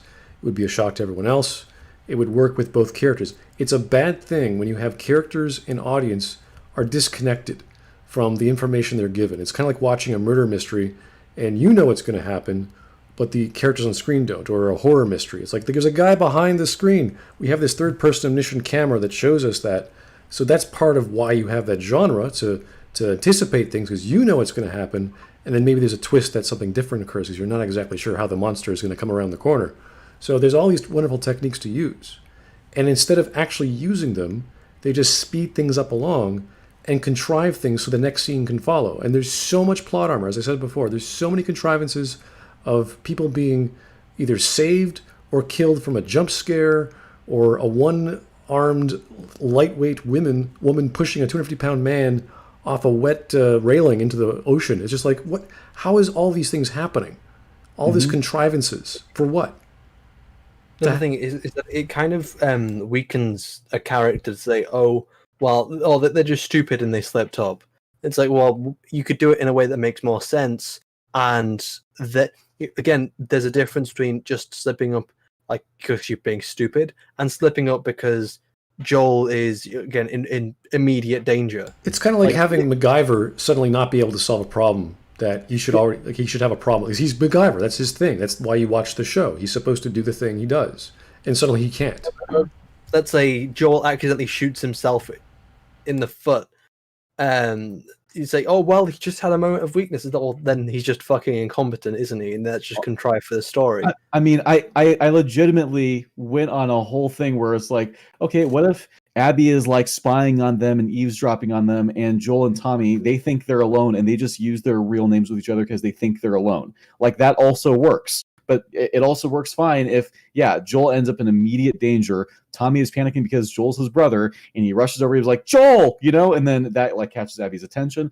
They could easily do that. It's funny how someone pointed out, like 5 seconds of thinking this is already better writing. Yeah, it's kind of amazing how terribly written The Last of Us Part 2 is. I think what kind of boils down to is that what kind of boils down to is that stories should have a point. We're not looking for anecdotes here. We're looking for stories. It's like that Plain James Automobile quote. Here's an idea. Have a point. And Neil Gaiman said this too. Neil Gaiman said stories should be about something. And Kurt Vonnegut finally found the guy who said this quote that I love. He wrote 8 rules for writing. Rule number 1 is use the time of a total stranger in such a way that he or she will not feel as if time has been wasted. Feel the time was wasted, and that's the main point here. That story should be about a point. Now, I have an example here that if the Last of Us 2 was not about anti-revenge or whatever it is, but instead about dealing with loss, then you could have, for example, a scenario where Joel gets killed unceremoniously by slipping and falling off a cliff. Things happen. Things happen. It almost kind of happens like that in the first game when he falls over a railing and lands on rebar. Yeah, exactly. But if the idea of the story is not anti-revenge, but dealing with loss, and then you have the theme of loss going throughout the entire game. She might meet someone later on who's dealing with the loss of a dog or something that you killed or something. I'm sorry. I just the quote of it reminded me something that kind of stuck with me since remember when I interviewed you Southpaw about objectivity and film criticism, and you kind of brought up the exact same quote. It's like, here's the thing. When you're telling stories, have a point. It makes it exactly. It's a very handy quote. But I'm sorry, Bag and Brooks saying, "Why is this guy still on them giving the names? It's not a big deal. It's not a big deal. It's not a big deal. It's not a big deal." That's how Abby figures out that's the person that killed her dad. That's the whole thing. That's the whole thing that drives this plot forward. Yes, it literally drives the entire plot. It's a huge deal. Yes, so something that leads to a main character's death is definitely, especially something as big as revealing a name, that is not a big deal. If they don't reveal their names, Abby doesn't know that that's the man who killed her father because she doesn't have a picture of him. They didn't know anyone was looking for them. Joel killed a bunch of fireflies 4 years ago. Of course, the fireflies are going to be looking for them. Are you shitting me? Are you shitting me? We're talking about the idea that this is Joel, who's an extremely careful survivor. In fact, in the flashback, he tells Ellie to put on a gas mask, even though she says, "But I'm immune." He's like, "Yeah, but what if we run into someone and they start asking questions?" He's extremely careful with everything he does. And he's very competent as well. He's been shown as extremely competent. And in the last game, at the very end, he says that you're just gonna come after her. Do you remember when he do you remember when he runs into the Henry and Sam to start with, and he doesn't trust you have 2 hours or 3 hours of that, and he doesn't trust them until like the last hour when Ellie gets left with Henry. This is a setting he's forced to put his trust in these strangers. This is a setting, by the way, where like 4 years earlier, they killed a bunch of guys in self-defense at a university, and it turned out, like a few months later, they were still being hunted down by those guys' friends. There is precedent set. It's exactly the same plot in the Last of Us Part 2. There is a precedent set for why you don't give your real name, because you will be looked for, because you have probably killed people that have friends that are going to be looking for you. Well, Ellie doesn't even give her real name. David's like, so he puts it together, doesn't he? In the first one, he sits with Ellie and he talks about how a couple months ago he sent off people to go like scavenge at a university. And only one guy came back and said that everyone else had been slaughtered by a crazy man who had been traveling with a little girl. Yep. And he basically pieces it together while Ellie and him are alone. But he doesn't like straight up shoot Ellie in the face as soon as he talks. He lets her go and it's like, right, I will track her back to where she's staying. And he doesn't kill him there either. David abducts her. We should try to move on, but there is one last thing. I'm sorry. One last thing from chat.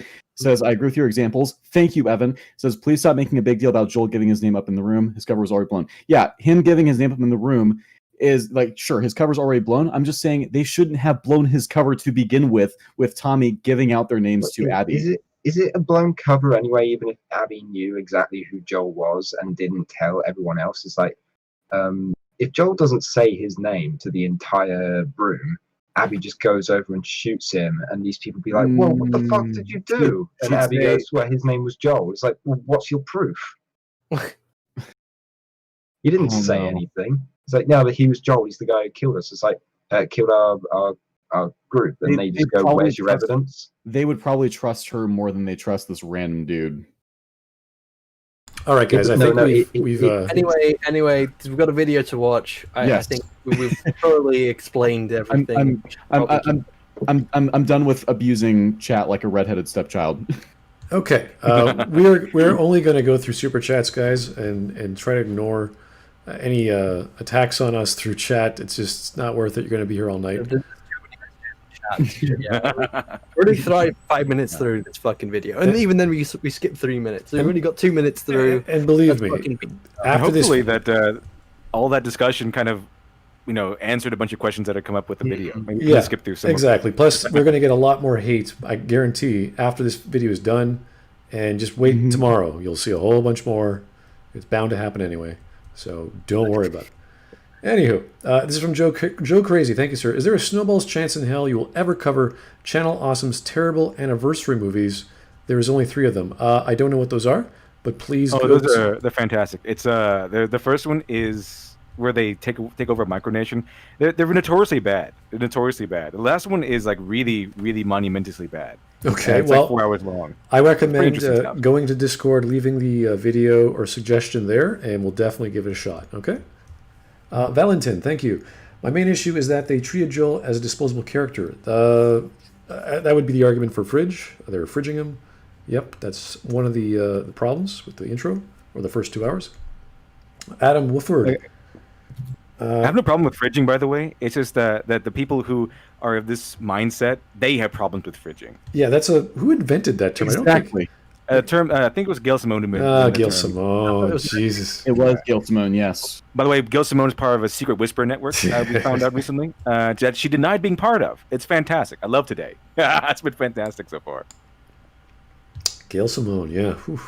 Fun character. Adam Wooford, or the girl that is very easy to sleep with anyone. Yeah, Dina is... There's something up with Dina. I don't know if she's the town slut. She's just very flirty. Everyone likes her for some reason. We don't know. Well, obviously there's a reason why everyone likes her. I don't see it, honestly. I'm trying to, she's not unattractive. It just doesn't really mean, oh, wow, she's going to be a great mom someday. It's never really dawns on me. Cool man. Well, I was making a joke. Never mind, no. Okay. There's got to be something good about her. I just haven't seen it. Cool man, 229. I can't believe Hunt Down the Freeman, oh boy, had a more satisfying revenge story than The Last of Us 2. You effed up my face. You fucked up my face. Oh boy, that is a strange thing to compare to, sir. I don't know if I want to go back to even looking at that experience. Clean up. Star Wars Clone Wars did Boba Fett's revenge story a lot better. Avatar Last Airbender did Katara's revenge better. Think of any kind of media that has any kind of revenge, it's probably done it a lot better than this. Oh yeah, that Hunt Down the Freeman is a special case, but there's lots of killing in that game, so at least the person who's supposed to die actually dies. Okay, let's keep going. Taker 610. I am Frodo, and this is my Uncle Bilbo. Easy, Tommy. Yeah. Well, trying to think of exactly where that scenario plays out in the Lord of the Rings, but it's been a while. It's like, hey, look, I'm Frodo. I have the ring. Just cut my throat right now and take it to Mordor. Oh, not especially with Smeagol. Yeah, he knows everything. Fantastic. Okay, we can keep on going. Everyone's good? Yep. All right.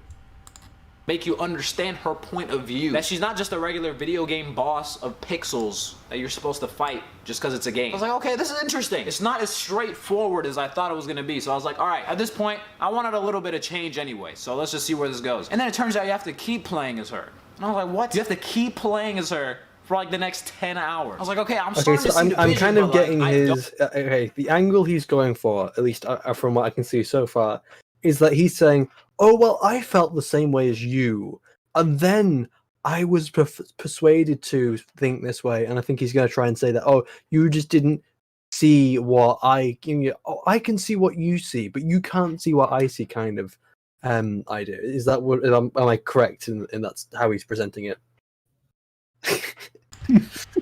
He'll get there. He'll explain it later. He's sort of he's aware of what they're doing, but he falls for it anyway. I've seen similar arguments with The Last Jedi. So it was like, oh, well, I used to be angry with the way they treated Luke Skywalker.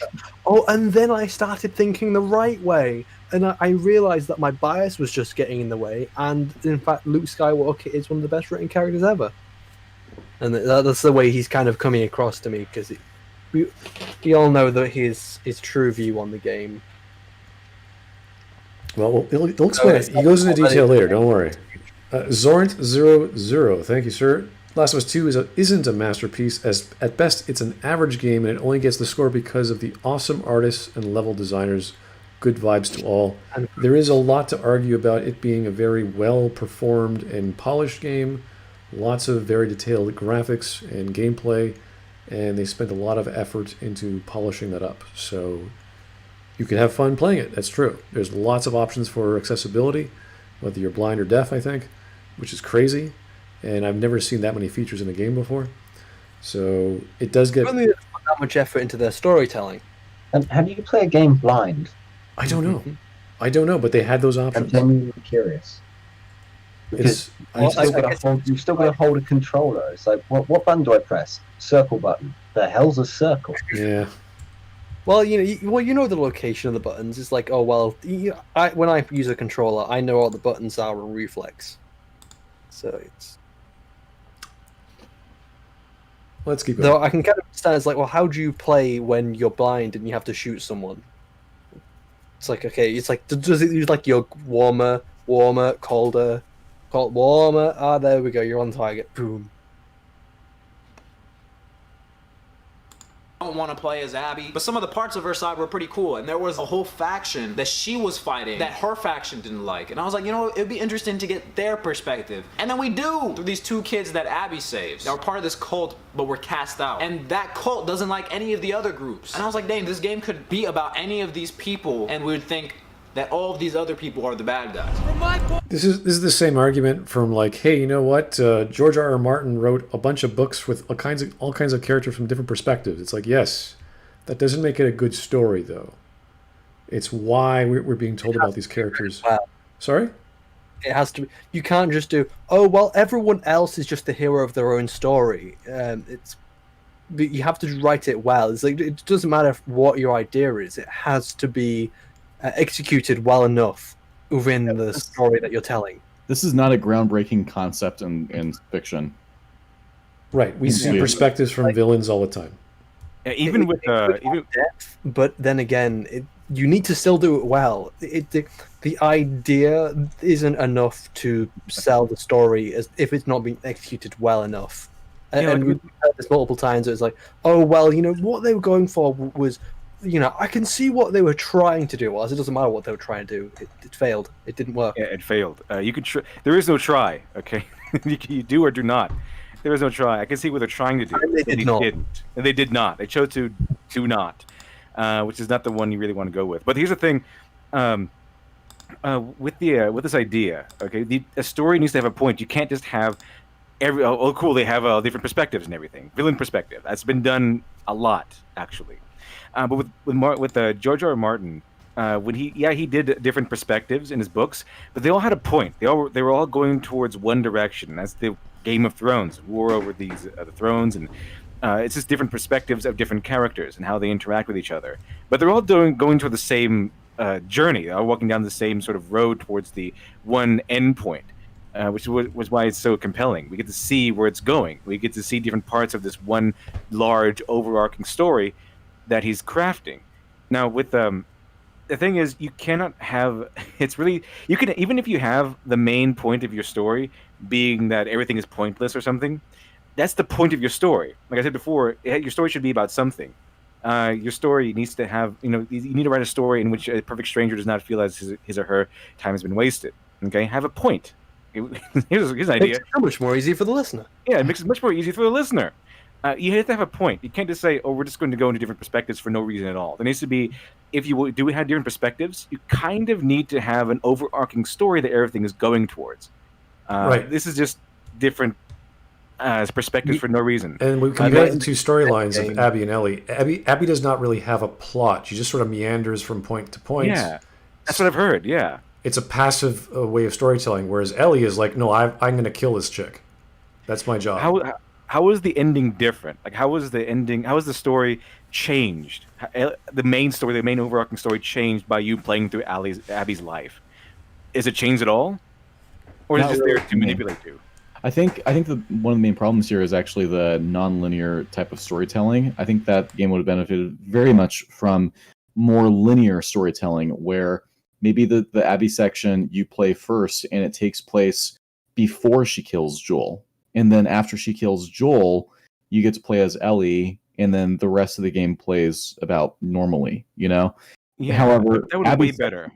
Abby's section begins right as things are kicking up in Ellie's section. When she arrives at the theater, she's shot Tommy, she's killed Jesse, and now she's pointing a gun at Ellie. And you really want to know what happens next. But then the game drags for 10 hours before you can see what happens next. And that fucked the pacing over significantly. Can I ask you this, as a person that you play? I know, again, I have not played the game, so let me ask you this as a person who has played the game. Okay. How would the overarching story change at all if you removed the Abby section? So the player would not have the context for like the lighter side of Abby, I suppose. I mean, the whole story, the plot, does that change any? Yeah. No, not really. You wouldn't know how she got there and who the little scrote is that she's with. Yeah, you know what the deal is with the person with the shaved head and the bow, but you don't really need to know that, do you, for to understand Ellie's perspective, her journey of revenge. Really, knowing Abby's side doesn't teach Ellie anything, does it? Because it teaches the player something, maybe, but not Ellie, does it? Yeah, Ellie doesn't learn anything from it. There we go. So that's my point, is that it has no point then. It's a pointless section just to manipulate you. And that's the thing that drives me crazy about Ellie's decision to not kill her. I talked about this on the South podcast yesterday. So it's not on my main channel, Blessed Southpaw. It's on a channel called Southpaw's Live Streams and Playthroughs. That's where the South podcast is going to be streamed from now on. But the player has context for Abby's complexities, if you can call them that. However, Ellie does not. As far as Ellie's concerned, Abby is just a person who ruthlessly murdered her father figure in front of her as she pleaded for his life. And she also, when she was told that Dina was pregnant, when Ellie was pleading for Dina's life, Abby's response was, good. And she starts smiling as she's about to slash Dina's throat and kill her. She was glad that she was about to kill a pregnant woman. That is the last time that Ellie saw Abby. First time that Ellie saw Abby, she murders Joel. And then the second and last time that she sees Abby before going off to get revenge against her, she almost gleefully murders Dina and is only stopped because her friend is like, come on, Abby, don't do this, right? And then the context gets worse for the player, because you know that this friend that stops, that Abby doesn't want to look bad in front of, is someone that she's only just met a day ago. So it's not even a close friend. Oh, that's awful. That's awful. Yeah. So we get nothing. So Ellie really does nothing about. There is no conversation between these characters about no significant change where Ellie. Significant event. Where Ellie changed her mind about Abby at all. Then it's there for the player, not for the character or the story. Oh, that's what I thought. That's what I've heard. I just wanted to confirm with you because I haven't played the game and you have. So that is true. Then that is true. You can take out all the Abby section. It won't affect the plot at all, and therefore it is meaningless, and probably could have been and should have been, quite frankly, left on the editing room floor. There There is nothing that Ellie learns or knows about Abby in the entire game. I shit you not. The only thing I can think of is that she grows because she faces her fear of heights. That's about all she faces. Everything else is just her meandering and getting pushed along. And then she goes against her old faction of like 5-6 years because there's no reason. She just does it. Just because. I will say this. There were gameplay segments during Abby's section that I liked. I liked the Rat King boss fight. I liked when you're on a horse and you're shooting while riding horseback. There's plenty of horseback. Well, there's a few horseback riding sections in The Last of Us 2. The only one where you are shooting while riding on horseback is you're playing as Abby and you're going through the cults like burning down village. The cults burning village in general is a fun segment of the game. Gameplay wise, Abby's sections are more fun than Ellie's sections. That doesn't make me like Abby as a character though. Okay. Alex Halo, this is going to be a tough one for me to answer. In the anime Gate, I guess that's an anime? Okay. There was a character, Doesn't Emotions, and she was really not trying to get revenge on a dragon until she saw and attack it happily, who doesn't show emotion a lot, I mean. Okay, so you have a character who has a revenge story. Smud, did you have a stroke? Did I have a stroke? I'm sorry. I didn't understand a word of that. I'm just reading it, sir. I wish I could try and articulate better. Did you have a stroke? No. That's exactly how I read it. I understood. So there's a character in an anime called Gate, where they're attacking a dragon, and they don't show any emotion. So they're usually characters in revenge stories, they're dead on the inside. It's called depression. They don't have anything to feel because they have one goal. They're giving up everything for that one thing. And this is fairly common because they're so laser focused. And with Ellie, she's going through those stages until I don't know what happened to her exactly at the end, aside from a loss of blood, where she's sort of delirious and repeating things to herself when she gets closer and closer to the beach where Abby's located. But they sort of try and pull out some stops. It's like, okay, what else? How can we show that Ellie is feeling down and depressed and she's really at the end of her rope? So make her lose blood, make her kill a bunch of people. Arguably, that was probably the better part of her story. A lot more gameplay options, a lot more better guns. You could disable traps, you can turn traps on, let the zombies go after people. There's lots of cool things they did in that resort hotel sort of level. And that's when you see her really exhausted. So when they get to this crazy fight, it's like all of a sudden she's like all these haymakers and dodges, and it's like, whoa, now she's getting into killing someone. All right, this is why we're here. So I sort of like that with the hero character, that their endurance somehow brings them back up for the point of why they're doing what they're doing. And sadly, a 2-second flashback ruins all that. So, Alex K, thank you. Fat Geralt was the best part of The Last of Us 2. Oh my goodness. I can 100% agree. I knew when he was coming, so I had queued up the One Punch Man theme. So as soon as he punched left, One Punch. Like honestly, I am really disappointed with how they executed the trying to make Abby sympathetic, because I really do think that there were ways that you could have had her kill off Joel and still come off as sympathetic to me. It's not like that one fellow from chat tried to say earlier. It's not that, oh, she kills Joel and that's it. It's like, well, you can develop her before she kills Joel. You can make that not a first impression, and then she kills Joel later on after I've had time to develop a bond with her, and then I can have some conflicted feelings about it. That's one thing that they could have done, and it would have worked. The problem is the first impression is very bad. They could have done something where Abby joins the Jackson village. She is welcomed in, and she forms a friendship with Ellie, right? Like the game starts, you're in Jackson, and there's a stranger named Abby, and you guys let her in, right? They're letting new people into the settlement. That's fine. They vet them, and she just happens to get through their vetting process. And Abby forms a friendship with Ellie, and they spend a decent chunk of the game developing a friendship. And Naughty Dog did a really good job at developing Ellie's friendship with a girl named Riley in the Left Behind DLC. That's a short DLC. That's a DLC you can complete in about 3 to 4 hours. So you could easily spend 4 hours just doing solid character work between Ellie and Abby. And then have Abby kill Joel after that, and then you can start feeling a little bit more conflicted about. It might take more than 4 hours, to be completely honest with you, because the 4 hours we would spend with Abby wouldn't outweigh, the 10 or so hours we'd spent with Joel. So it's like, I feel like if they had done that, there would have been more stuff between Abby and Ellie. But what we have in the game is there's nothing between Abby and Ellie connecting them other than Joel's death.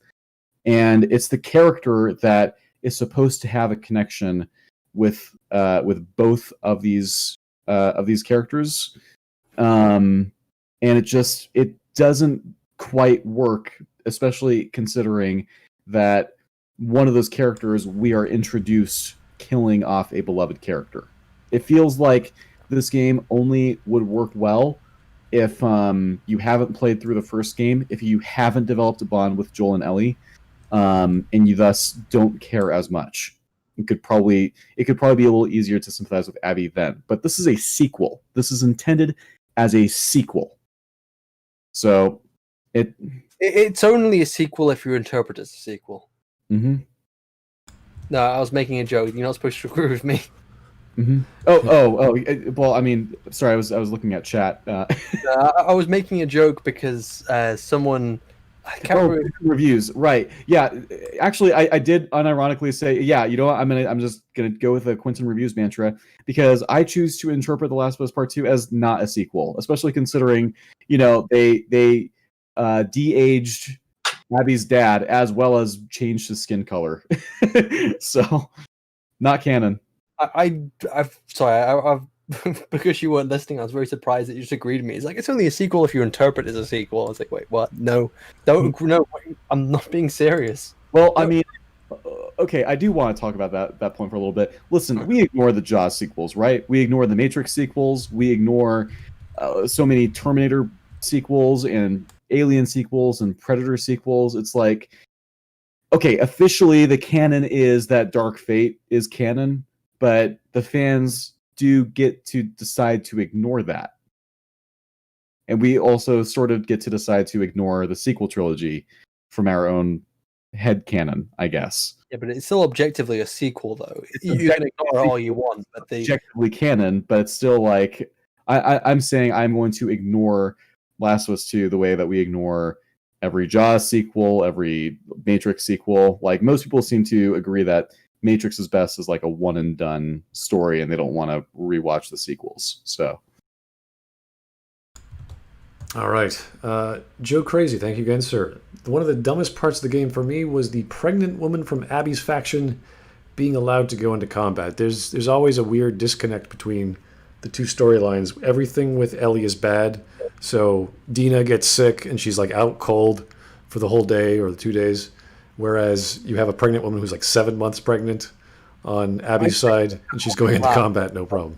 Oh, well, I really want to drink, but I'm pregnant. And then she's like, half the time she's slamming her fucking belly against fences as she climbs over them. She's in gunfire all the time. She's running, she's sprinting, she's rolling around, she's doing all kinds of shit. It's like, oh, but drinking, that's too far. Like, oh, well, I wouldn't want to drink while pregnant.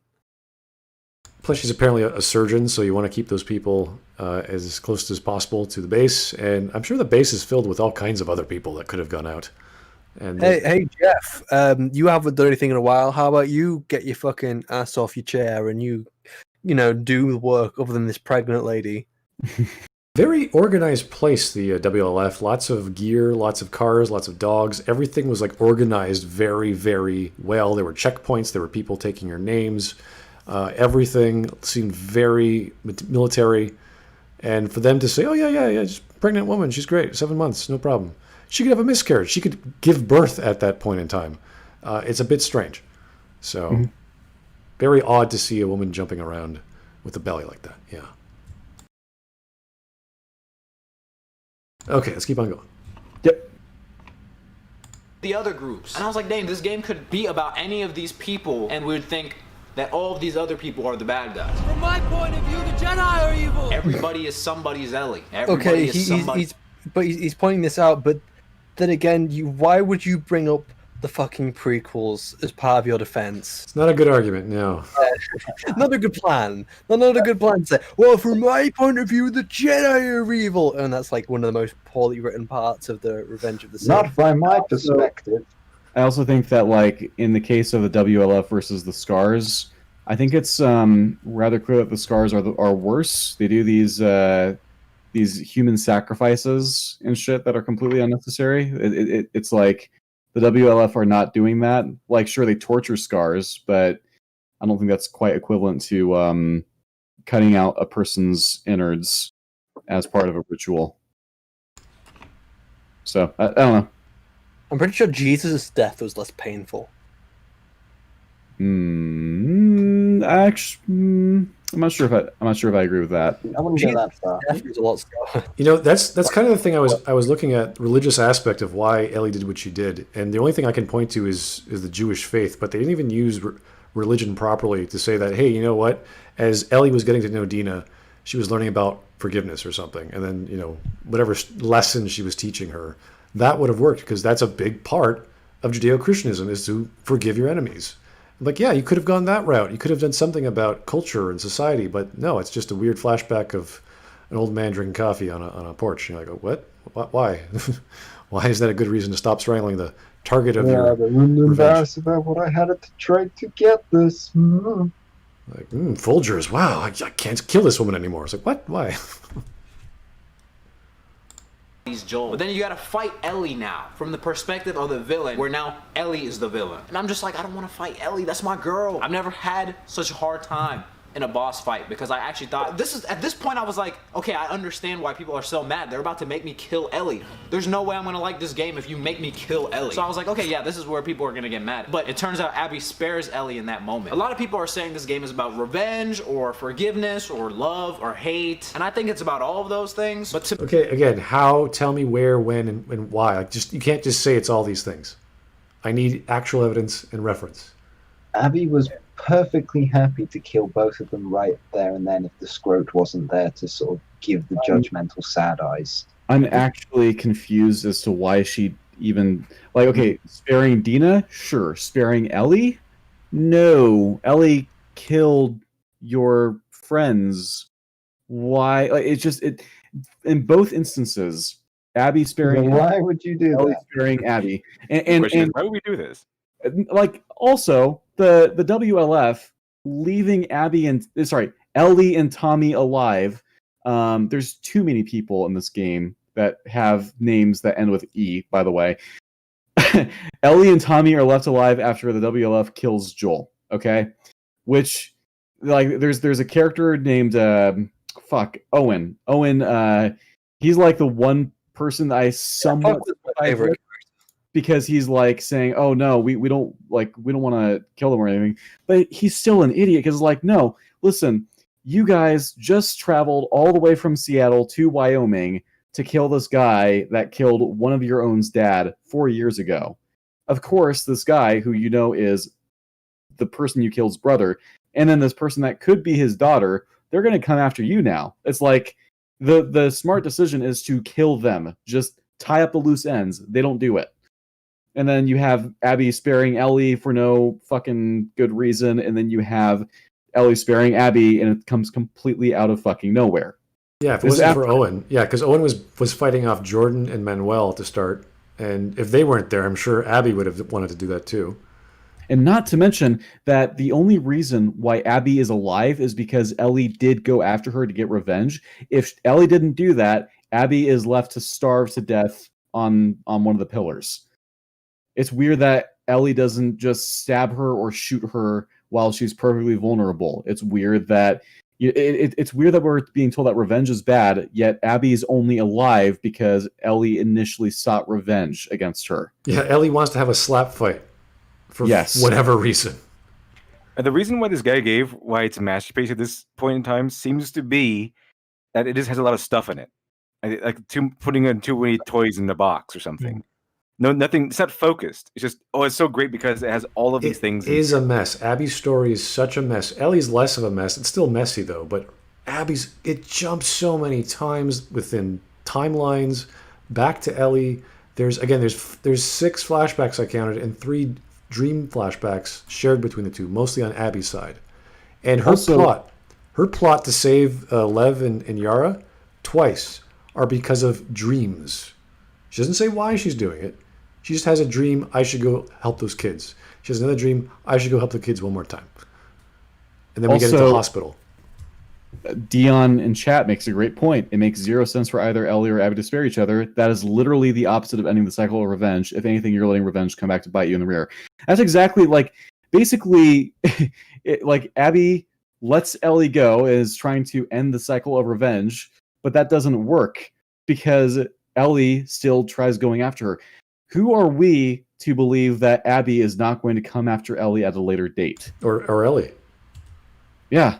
There's no substantive reason for Ellie or Abby to forgive each other. They never have a conversation. They never try to talk things out. They never try to explain the perspectives. Their decisions to spare each other come out of nowhere. For Abby, it's because this person that she's known for one day gives her a judgmental, sad eyes look, and then for Ellie, she gets a random flashback to her last conversation with the person that was murdered by the person that she's currently drowning. Okay, so if I'm drowning someone who just bit off 2 of my fingers, by the way, I'm going to be in a rage at that point. And then if I get a flashback to the person that I lost, to the person that just bit off my fingers, it probably wouldn't be a flashback of my last conversation with them. It would probably be the flashback of them having their skull caved in by a golf club. And that would trigger me to go even harder with the drowning and torture. I would pull their head out of the water for a brief second and then put them back under, I'd prolong it. But even if we're to go along with, sure, she's having a flashback to when she had her last conversation with Joel. That conversation was how she wants to try to forgive Joel, but she never really gets that closure with him. Okay? So she is now thinking of how Abby effectively robbed her of that chance at reconciliation with Joel. That shouldn't be motivating her to forgive Abby.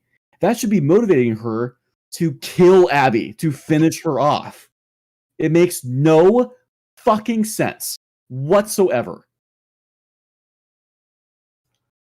Somehow there's a juxtaposition that on the sheer chance that there's the hope of Ellie ever forgiving Joel, because she can't, it's impossible now, somehow that thought or feeling or intention is then targeted at Abby. And you're like, well, how and why would that ever happen? And that's the sort of argument they're getting. Well, because she wanted to forgive Joel, now she's learning to forgive Abby. It's like, no, that doesn't happen.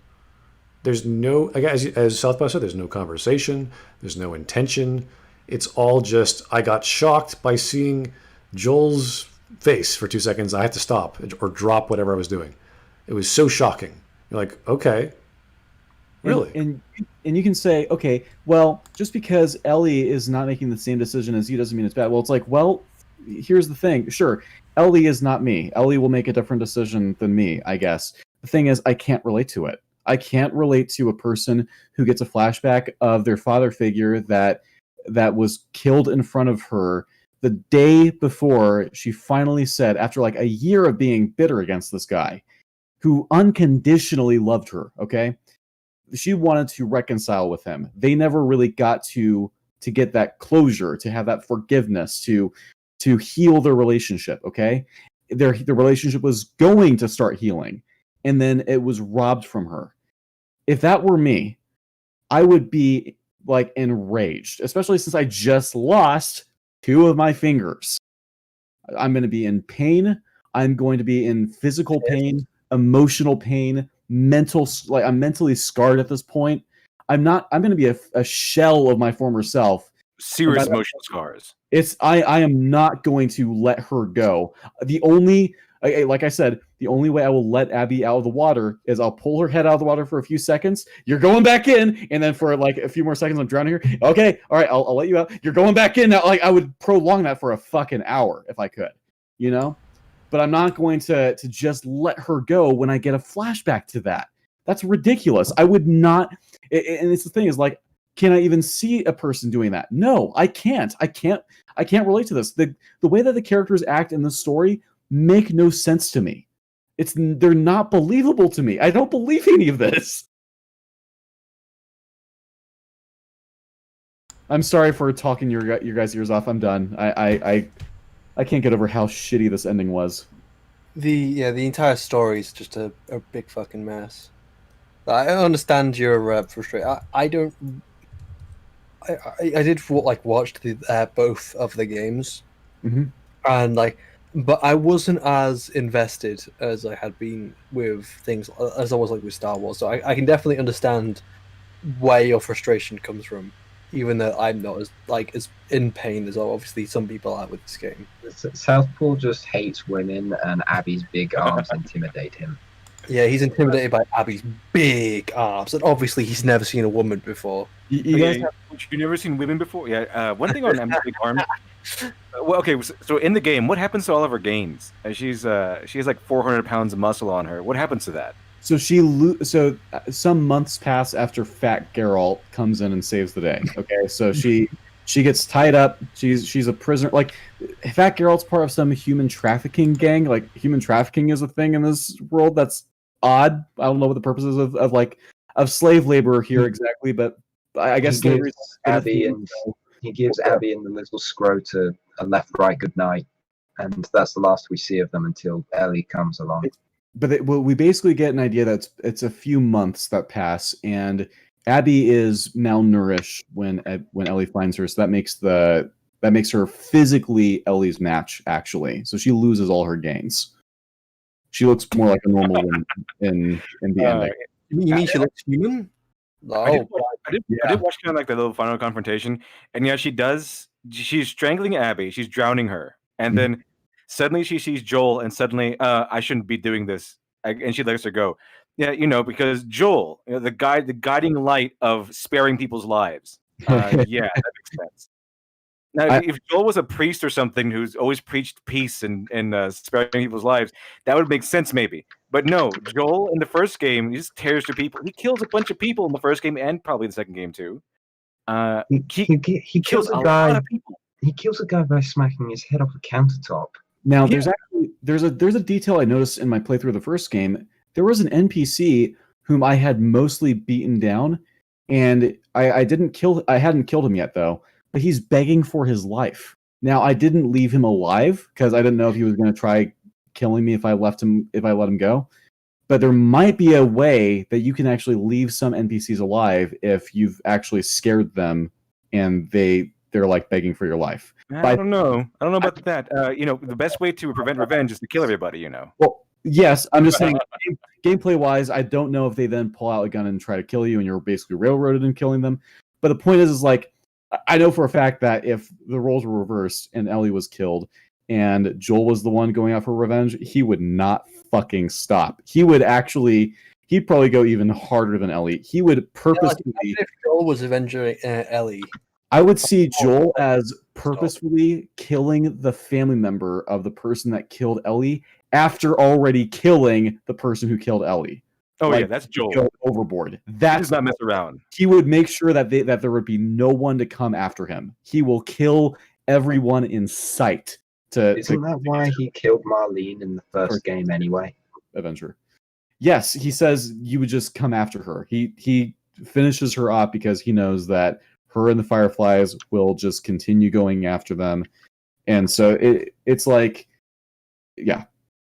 I'm just saying that if it were Joel, there's no fucking way. He would absolutely kill everyone associated with the person that would kill his dear Ellie, even if they had nothing to do with the act of Ellie dying itself.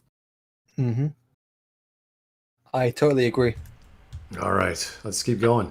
Alex Halo, what I was trying to say earlier, the character didn't care about getting revenge on a dragon, but when she gets a chance for it, she gets very happy about it. Yes, this is very common, again, in multiple revenge stories. Their eyes light up, everything gets focused. Now they have their opportunity. Very similar to the Princess Bride with Inigo. He knows he's down on his luck, he's a bum, he's getting through life. Finally, he sees a chance of chances, he finds the six-fingered man, and nothing else matters. So we do see it a lot in stories like that.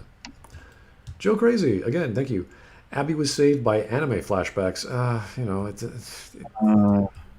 The flashback should have motivated her more, but because it was a good flashback, it caused her to not hurt people. It's like, all right. And did she learn anything? Did she learn any lesson? There's no character development for Ellie. There's maybe a slight element for Abby of conquering her fears. That's about it. She learned that. From what I saw, the lesson that Ellie eventually learned was that Joel existed at one time, and therefore she shouldn't strangle Abby for some reason. Yeah.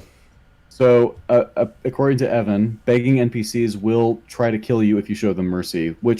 So then, would you say that this should make Joel very hardened and not trusting of people? Yeah, the game is telling you gotta kill everyone. It's like, okay, that's what we're gonna do. Abby's gonna come and hunt you down. It's like, okay, Ellie, well, you screwed up again. Try 3. Let's do is like teaching us to kill everybody, not spare people. People, like, when they're about to die, they will do anything just to save themselves. But the moment they're like out of danger, all bets are off again. They're gonna try and fucking kill you. If they're fucking stupid, which we're human beings, might try something.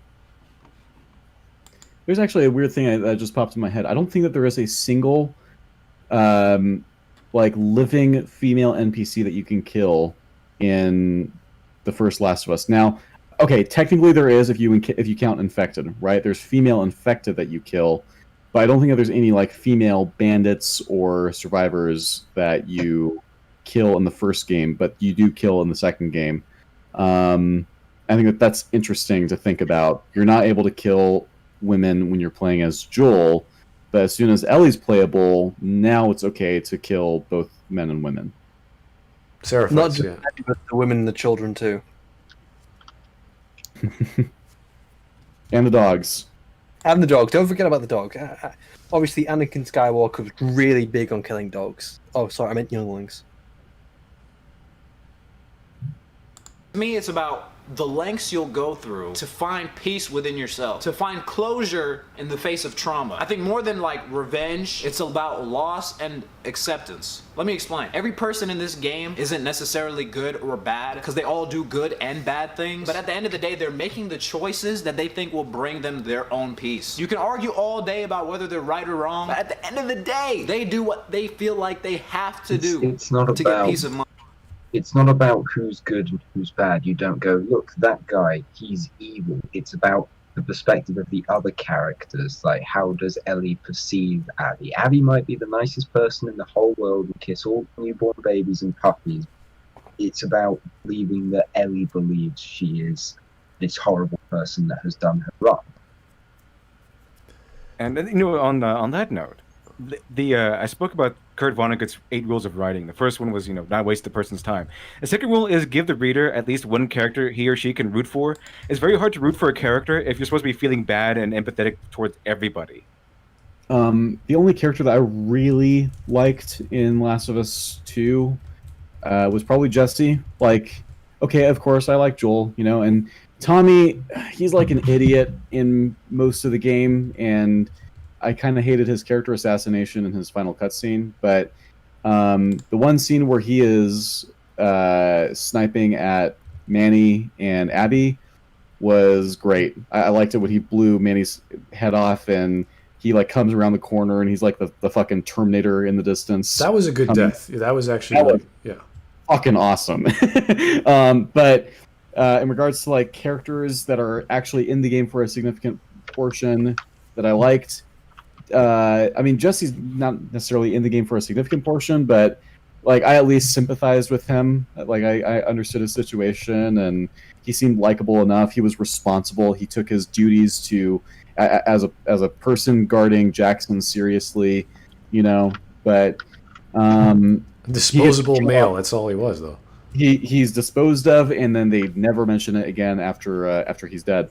So it's like, well, they mention it once. Dina casually brings it up, like, oh, Jesse didn't think that he was going to die. Neither did Joel, like to manipulate Ellie. That's the one time that Jesse is mentioned after he's killed as a means to manipulate Ellie from Dina the bitch. So. I want to break this down character by character real quick. The doctor, even though he doesn't know if he could give up his own daughter, he knows that he will never have peace within himself if he just loses the one chance they think they have at a cure.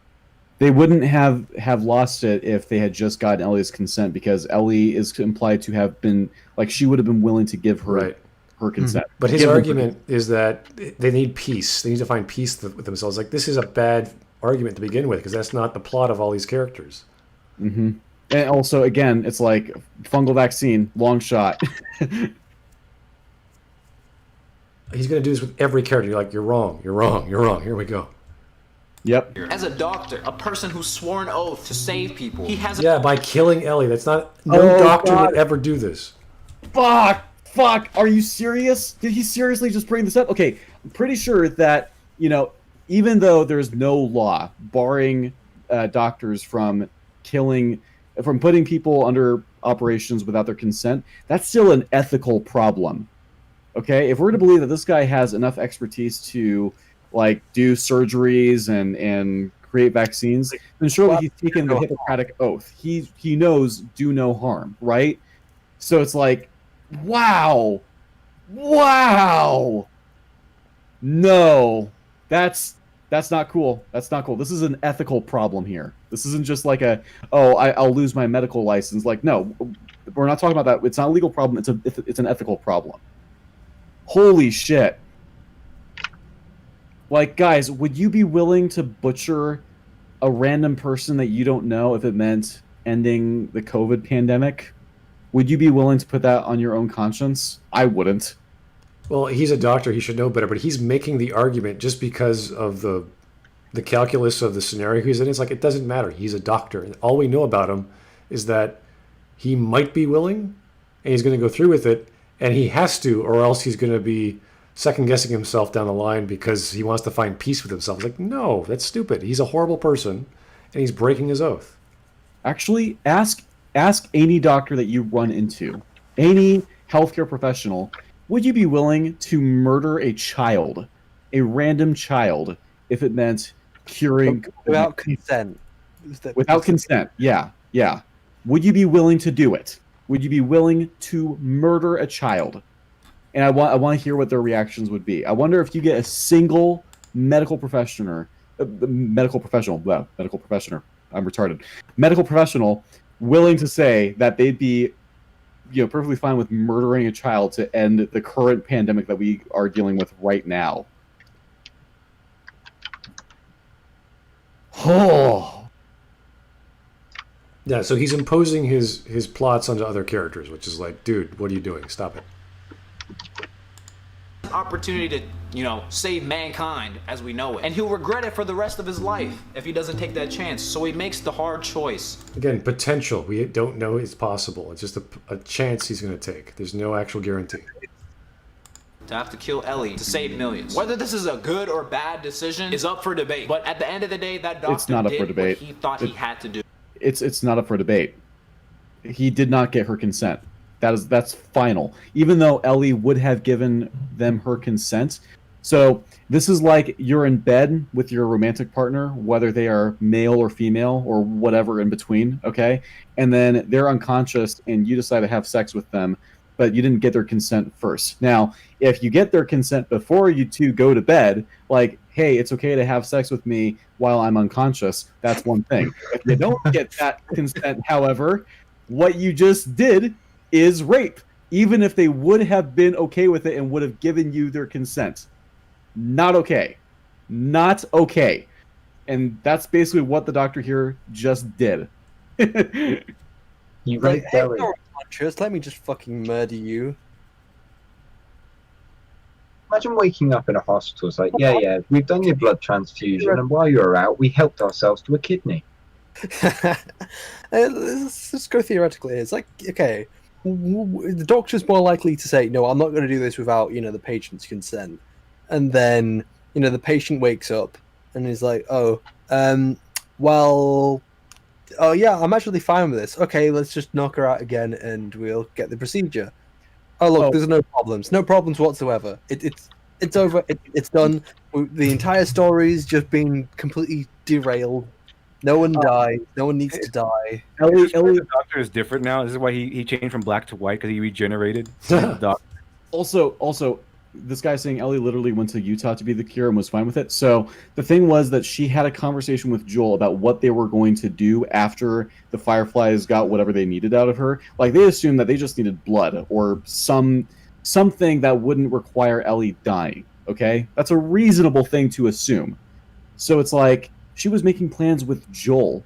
I think that she would have been, she would have been, if she was given the information that she needed to know, okay, I'm going to die, she would probably consent to it as long as she got to, like, have some closure with Joel or something. Yeah, just give her an hour or two to spend with Joel, and then she'll go under anesthesia, and then she'll willingly give her life. That's all they have to do. It's like, but when they were heading to the hospital, she didn't know that she was going to have to die. That's the point. It's a big thing. It's like, just because you're willing to be the cure, that doesn't mean that you're willing to give your life for it. You still have to give them the choice. Mm-hmm. I don't know if this is not something that Joel said to Abby, but it's obviously, or Ellie, but it's rather obvious that if it wasn't for him, Ellie would be dead. I think that's sort of, we all know that. That's obvious. Like, Ellie's aware of that. Joel's aware of that. It's like, yes, of course. It's never mentioned, though. I just want to point out, this isn't a problem with the first game as much as it is with the second game. Because in the second game, they're trying to say, oh, look how great this guy is, how relatable. Oh, like how much he's just another person. Mm-hmm. And it's like, well, no, we're pointing out all the horrible things he's doing. Like, he's breaking the Hippocratic Oath. He's not asking for consent. He's doing all these horrible things. Maybe he's not such a good guy. Yeah, they fleshed out an NPC. They switched him around. It's just like, okay, can you guys have just continued the story with some other problem? They had to focus on this one ending of the story from the first game and build another plot on top of that, as opposed to just continuing the story with new characters or new scenarios. They could have done a lot different things, or a lot more interesting things than just say, hey, let's make a big splash about the previous game. It's like, okay. And kill off the protagonist. It's like, okay. that's not going to win too many favors over with the gaming people who love the first game for a good reason, but sure, all right. Well, so it's like they are both violations of bodily autonomy, right? Neither the Fireflies nor Joel truly respect what Ellie's decision would have been. However, killing a person without their consent is way worse than saving a person's life without their consent. However, if the Fireflies got Ellie's consent and then Joel, without Ellie's consent, stopped the operation and killed the Fireflies, okay, that puts the Fireflies unambiguously in the right and Joel unambiguously in the wrong. Now, the thing is, none of this motivates Joel, okay? I have to stress that we're talking about, like, whether or not Joel doomed humanity with his actions or whether the Fireflies were ethical. However, I will say Joel's motivations, he didn't know that the Fireflies didn't have Ellie's consent for sure, okay? That's not what motivated him. I'm willing to, concede on that. We're just arguing a different point here, not Joel's motivation. Just have to clarify. Saving life by murdering most of Fireflies. So, if someone is going to murder a loved one of yours, and there's 100 people that are conspiring to murder your loved one, you have moral justification to use lethal force to kill every 100 of those people to save that one person that they're going to murder. Especially when those people are, terrorists. Yes, which is what the Fireflies are. So yeah, that's not a good argument. You do what needs to be done. Hey, look, in order to save someone you love and care about, you need to kill someone who's A, a terrorist, and B, standing in the way of, saving the person you care about and love. Pretty much Joel, this is the only thing he has left. That's the reason why he goes through with it, because he has nothing else. The thing... Literally. He lost his girlfriend. He's lost his real daughter. Maybe he has his brother left, but other than that, he's got nothing.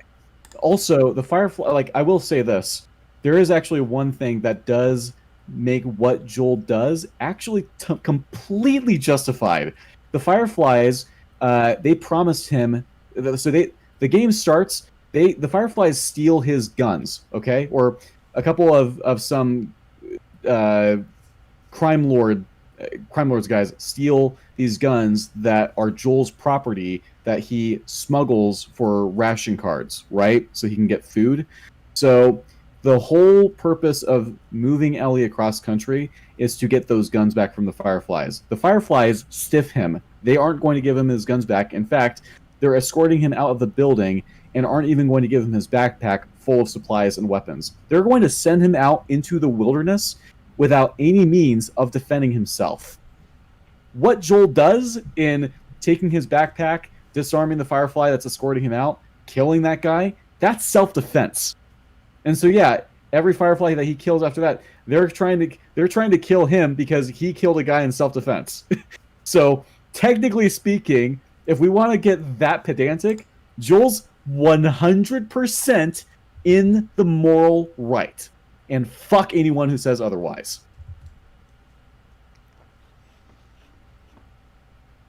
Anyway, with the video. Yes.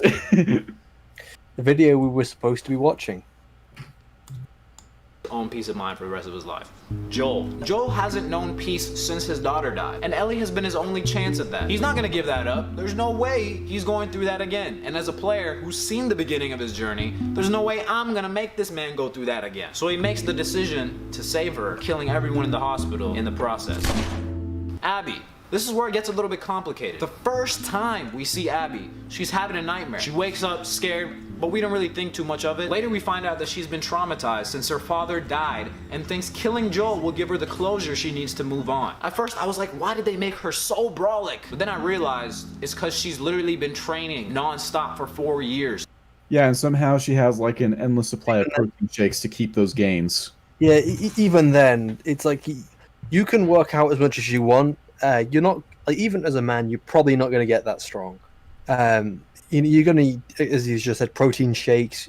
You're going to need to be working out every single fucking day. You're going to need to have the perfect diet, the perfect everything. Do you think Arnold Schwarzenegger got as big as he got, with just doing nothing else but lifting weights? No, he did a fuck ton of things.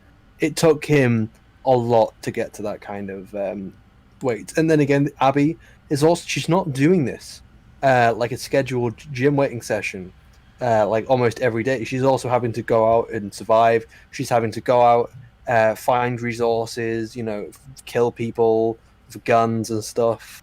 So she can't have the Arnold Schwarzenegger approach, where he just did it every single day.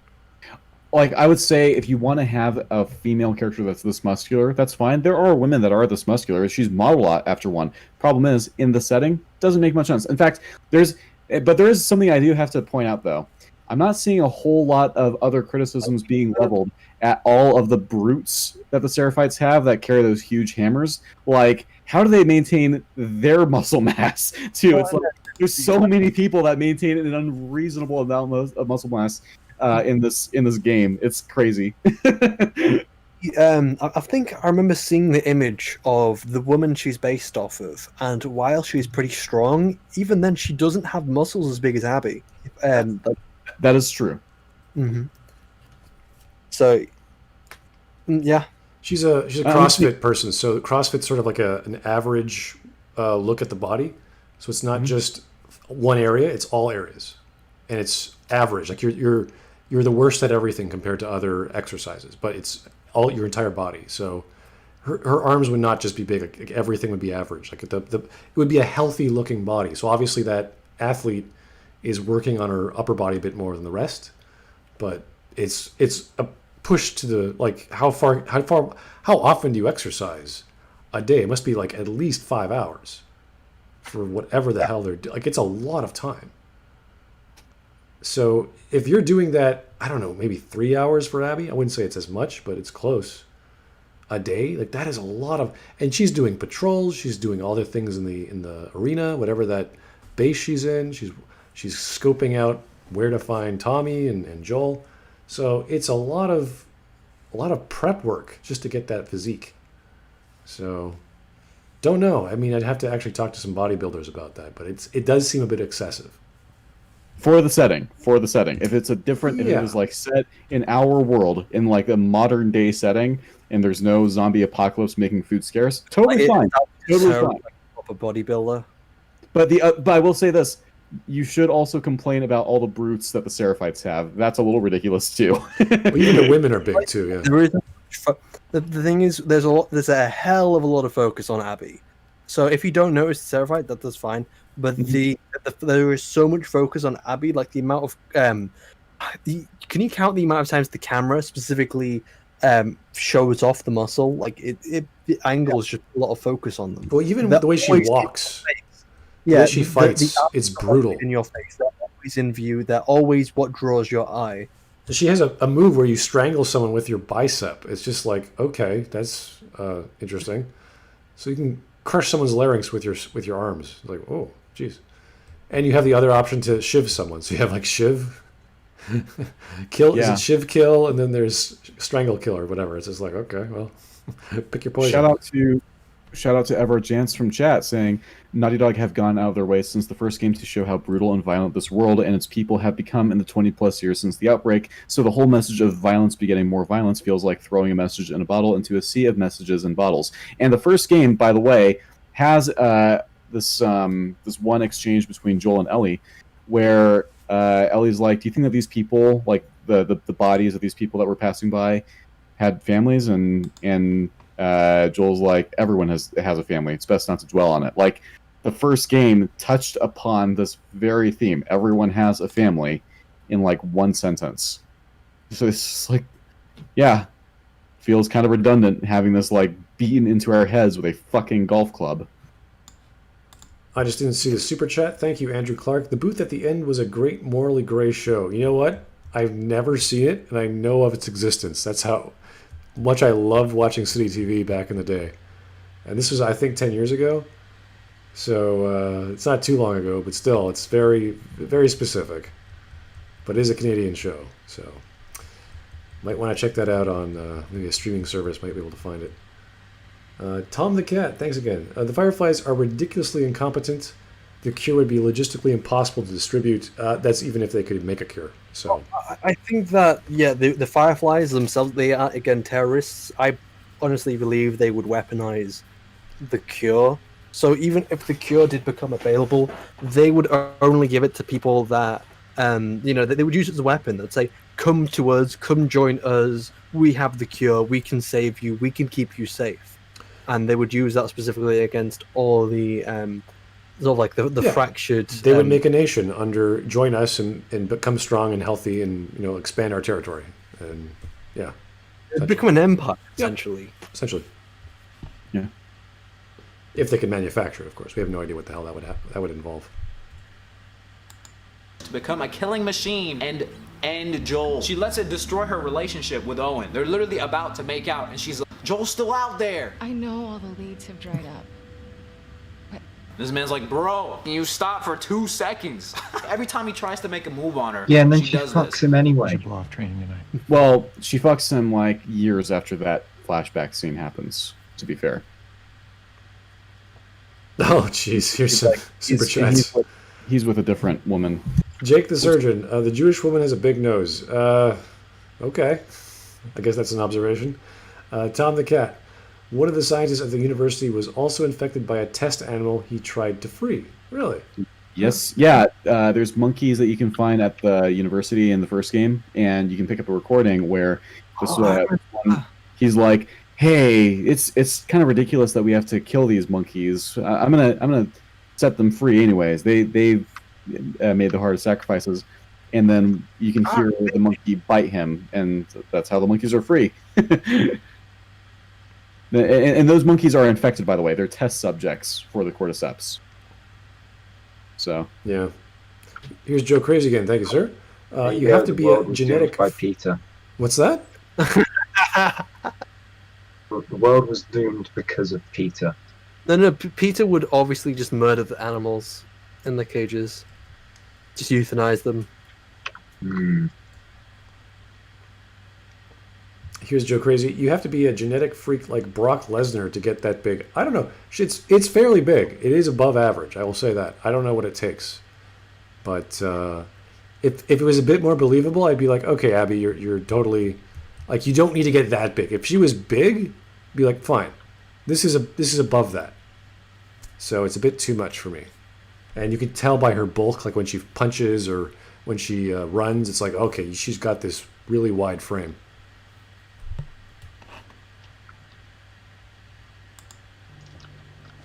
Abby, when the moon comes out... I found Joel's brother. Bruh. She won't let herself rest till he's dead, right? But, and this is the most important part, after she kills him, those nightmares don't stop. Yes, they do. She gets the same dream where was it Yara and Lev being hung up, and then she gets the second dream where her dad's right there smiling at her, and she feels better. With the kids hung up. Yeah. Like, here you go, Dad. What the fuck? But then it gets better. She gets the flashback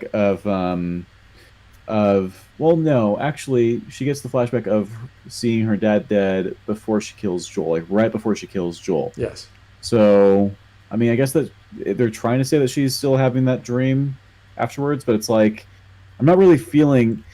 What I'm getting from this is, it's not that she regrets killing Joel, it's just that killing Joel didn't leave her feeling fulfilled. I think that's what this guy's getting at here, so I'm not sure I disagree with them. This is the problem with the dreams, is they're interpretive.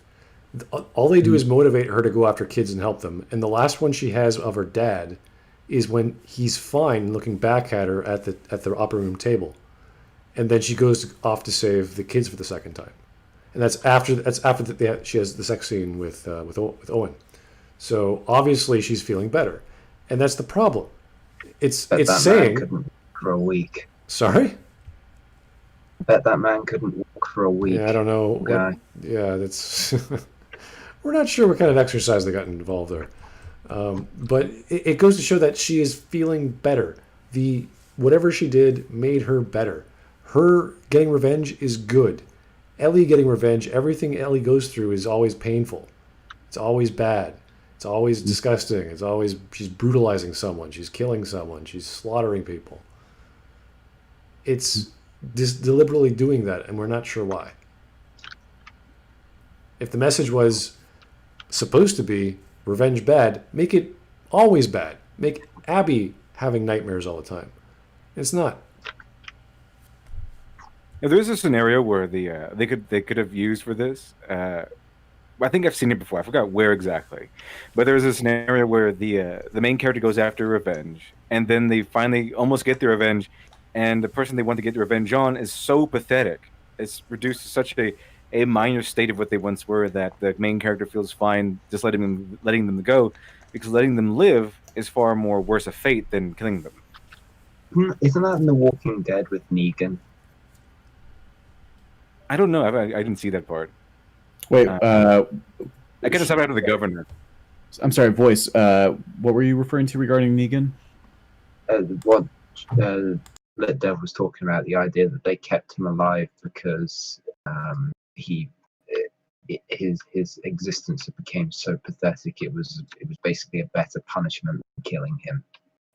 I don't know about that because I gave up on Walking Dead around the time that Negan came around. I thought that it kind of delved into the same shock value bullshit that this game delved into. So I'm gonna be honest, Jeffrey Dean Morgan as Negan is the best part of that show you've never seen.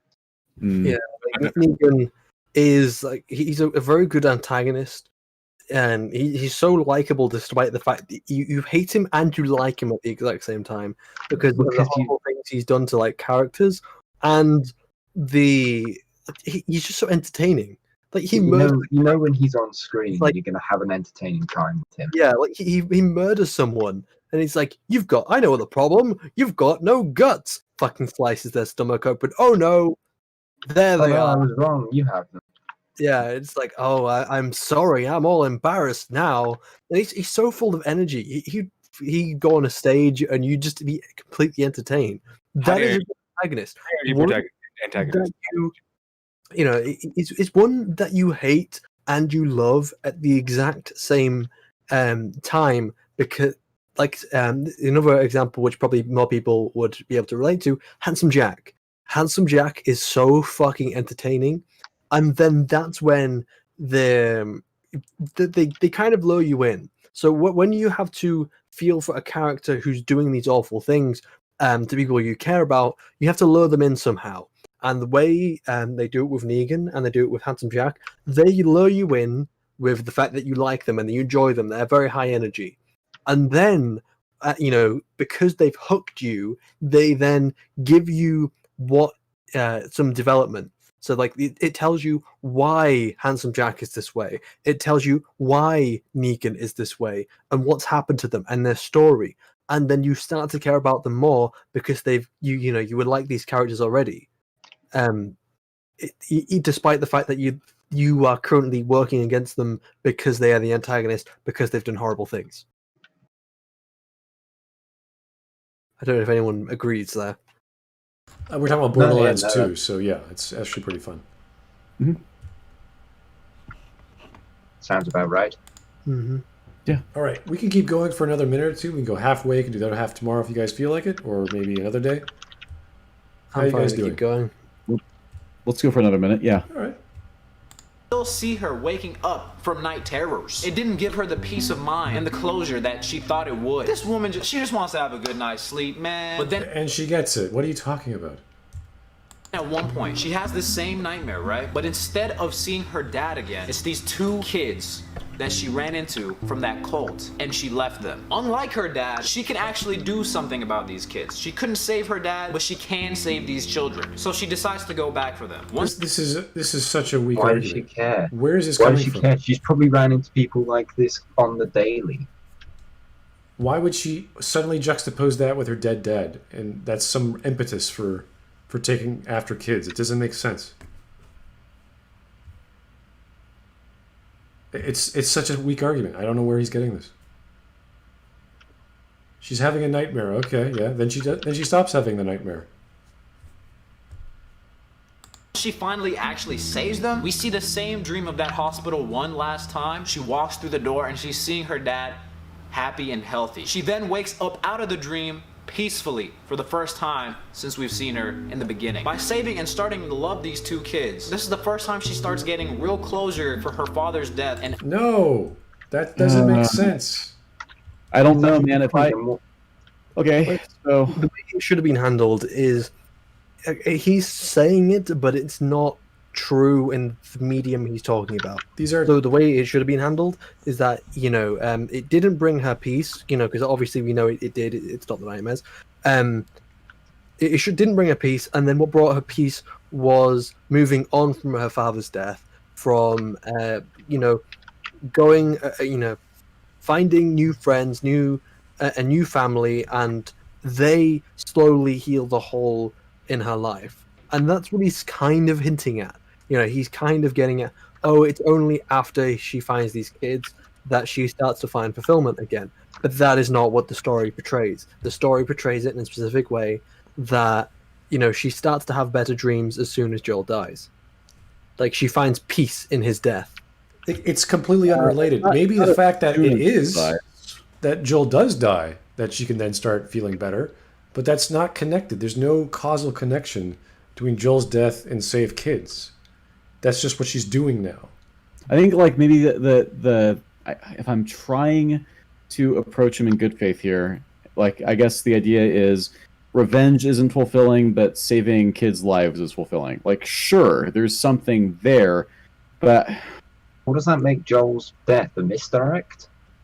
I guess it's like she went for a while believing that if she, I'm basically just repeating his argument. She went for years believing that if she kills Joel, she'll, make peace with her dad's death, and she finally does kill Joel, it doesn't help her make peace with her dad's death. My question is, I don't see how her saving the kids helps her make peace with her dad's death. Right. There's two arguments there. It's let's say she doesn't kill Joel. Is she going to have good dreams now because she saved some kids? Like, no, she still doesn't have her dad. Like, here's the thing. In 2 days, it'll be to the day that I lost my dad. Okay? I don't think that saving a couple of kids' lives is going to suddenly make me forget how sad I feel that he's no longer with me. Right. They're unrelated ideas. These are completely separate. So this argument is just like, where are you getting this? But she had a dream? She dreams about her dead dad? Of course she dreams about her dad. She loves her dead dad. How does that relate to saving kids? How are you using dreams to say plot? I don't mind if you want to do that, but you have to explain that. You can't just say, she had a dream. We saw the dream. Okay. And what does it mean to her? Can you tell us? If it's interpretive, that's not a plot. That's a dream. Which is exactly what we get with Ellie at the end, which is another stupid interpretation. And it's a flashback. It's not, sorry, that's not a dream. That's a flashback of something which should have been revealed to us way at the beginning. And then we could have even more development, or any development with Ellie, now that she has this knowledge of forgiveness. And they could have actually told the story of forgiveness as we go through her feelings of remorse and killing people, and she doesn't like doing it, and yada, yada, yada. And then it could have built up to something where she chooses not to kill Abby as a result of this guilt she's feeling by trying to forgive Joel. But because we have it after the fact, we're like, wait a second, were you always feeling this way? There's no evidence of that. You didn't build anything up. So there's no breadcrumbs for us to follow. We do have breadcrumbs with Abby, though, but they're dreams. And they don't mean anything until she says, oh, this is what they mean to me. This is what I'm going to do. I'm going to go help some kids because I want to be like my dad or whatever. I'm a little frustrated that she'll be like her dad, the dad that was willing to murder a kid. Wow. No, like what's kind of weird to me is like that final dream where she goes into the operating room and her dad's like alive and everything. I honestly thought that there was going to be maybe like a conversation that she would have with him in her dream or something. But no, it's just she sees him and then that's it for what we see. Or talking to Owen. Do you remember Dad did this? Like they obviously Owen liked her dad too. So it's like, did you have any like? Do you remember when this happened and we did that? Like that would have been a good thing to do as opposed to just having this flashback all the time. Maybe having a different flashback. Maybe not the zebra saving one. Maybe it's a completely new one. There's too many. There's way too many. It's just like, can you get to the point? That zebra thing was pointless. There was no reason to have that. Yeah, just like have her see, like establish that she now remembers her dad in a different way. She doesn't remember her dad by the way that he died. She remembers him by, the stuff that they did together. Like suddenly, like that could work better. That's a part of the grieving process is like as time goes by, you're able to move on from how so lately for me, initially when my dad died, he got something called C. diff. It's a very lethal infection if you're immunocompromised, which he was because he was going through cancer treatment, and so he was unconscious for the whole day, but his eyes were open and he's like hooked up to all kinds of tubes and shit. It's traumatic to see. And so of course, for the first few months or so, that's all I could think about. But lately I'm able to think of all the times that, I went to Six Flags with him and got to spend lots of valuable quality time with him. And I could find it very relatable if it moved from her fantasizing not finding him dead to her having a real memory of something that they did together that makes her happy, like having that be something she thinks of in her dream. I just don't like the idea of using dreams as a motive or a cause for a plot. It's just such a silly thing. Even when you have visions of ghosts, like in Hamlet or other stage productions, it's always like a portent to something else. and they're always saying this is what's going to happen. It's always a prophecy or something that's going on in the astral plane or whatever other dimension of life and death. Fine, great. It's part of your psyche. What does that mean? There has to be a clear meaning, and that's what we get in Shakespeare. That's what we get in other plays. So don't just give me a visual cue and go, okay, I have to interpret a dream now? Really? Okay, I guess she wants to go murder some dogs now? What does that mean? It could mean anything. Here I go killing again. Pretty much. Daniel Smith says, we didn't have player urgency when we decided to kill the doc. You can choose to shoot him in the foot, which, sure, he still passes out, and you still have someone say, you're a fucking monster or whatever, but I'm pretty sure that you can just plausibly say, well, you leave the other doctors alive, they can easily stitch up that bullet wound in the foot. He's not going to be able to walk again, maybe they'll have to amputate his foot, worst case scenario, but he's going to live. Anyone can survive a gunshot wound to the foot. He has a peg leg, and he pretends to be a pirate. You still kill him, you know that? No, actually, the game doesn't count that as a kill if you do that. If you shoot him in the foot, you actually can look up at the stats, and it won't count that as an additional kill. You can't leave that part without killing all of them. What? No. You don't have to kill the other two doctors for sure. But like with the other one, sure, you have to shoot him, but you can choose to shoot him in the foot. Right, but this is just in Last of Us 1. Last of Us 2 pretty much tells us that Joel went around and killed everyone. So yeah. Well, if you play the first game and you deliberately choose not to kill any fireflies and you just shoot the doctor in the foot, then it doesn't make any sense. So. All right, here's Evan Moore. Thank you, sir. Those are Japan dollars. Thank you. When Abby is asked why she is helping Lev, she indicates twice that she is guilty. Why she is guilty is not stated. I assume is because she brutally murdered Joel. Healthy discussion, spread this loot around. Yeah, I'll check that out. That's fine because she says she has to lead some weight or something like that, lessen her weight. It was like I can't remember. She's talking about her fitness regime for the next couple months. Less weights, more reps. I know what he's talking about. It is a thing that they try to imply that she feels guilt or some type of obligation to save them. But it could also be interpreted as like maybe she feels guilty because she's part of a faction that's been going after these kids' cult. Right. Does anyone remember where that is, though? What part of the game? What part of the game does that actually happen? Where Lev says, "Why are you helping us?" And she's like, "I'm here to." I think that this is when they have Lev's sister on the operating table, and Abby is going to get supplies for his sister. I think I don't know. It might be the hospital level. Yeah. Yeah. I'm just trying to remember because that'd be good for a quote. Again, I watched through 9.5 hours of this stuff. It's hard to place a lot of the scenes because most of the scenes are just small talk. And am I the only person in here who's actually played the game? No, I've played it. Okay. Yeah, I don't remember a great deal of it.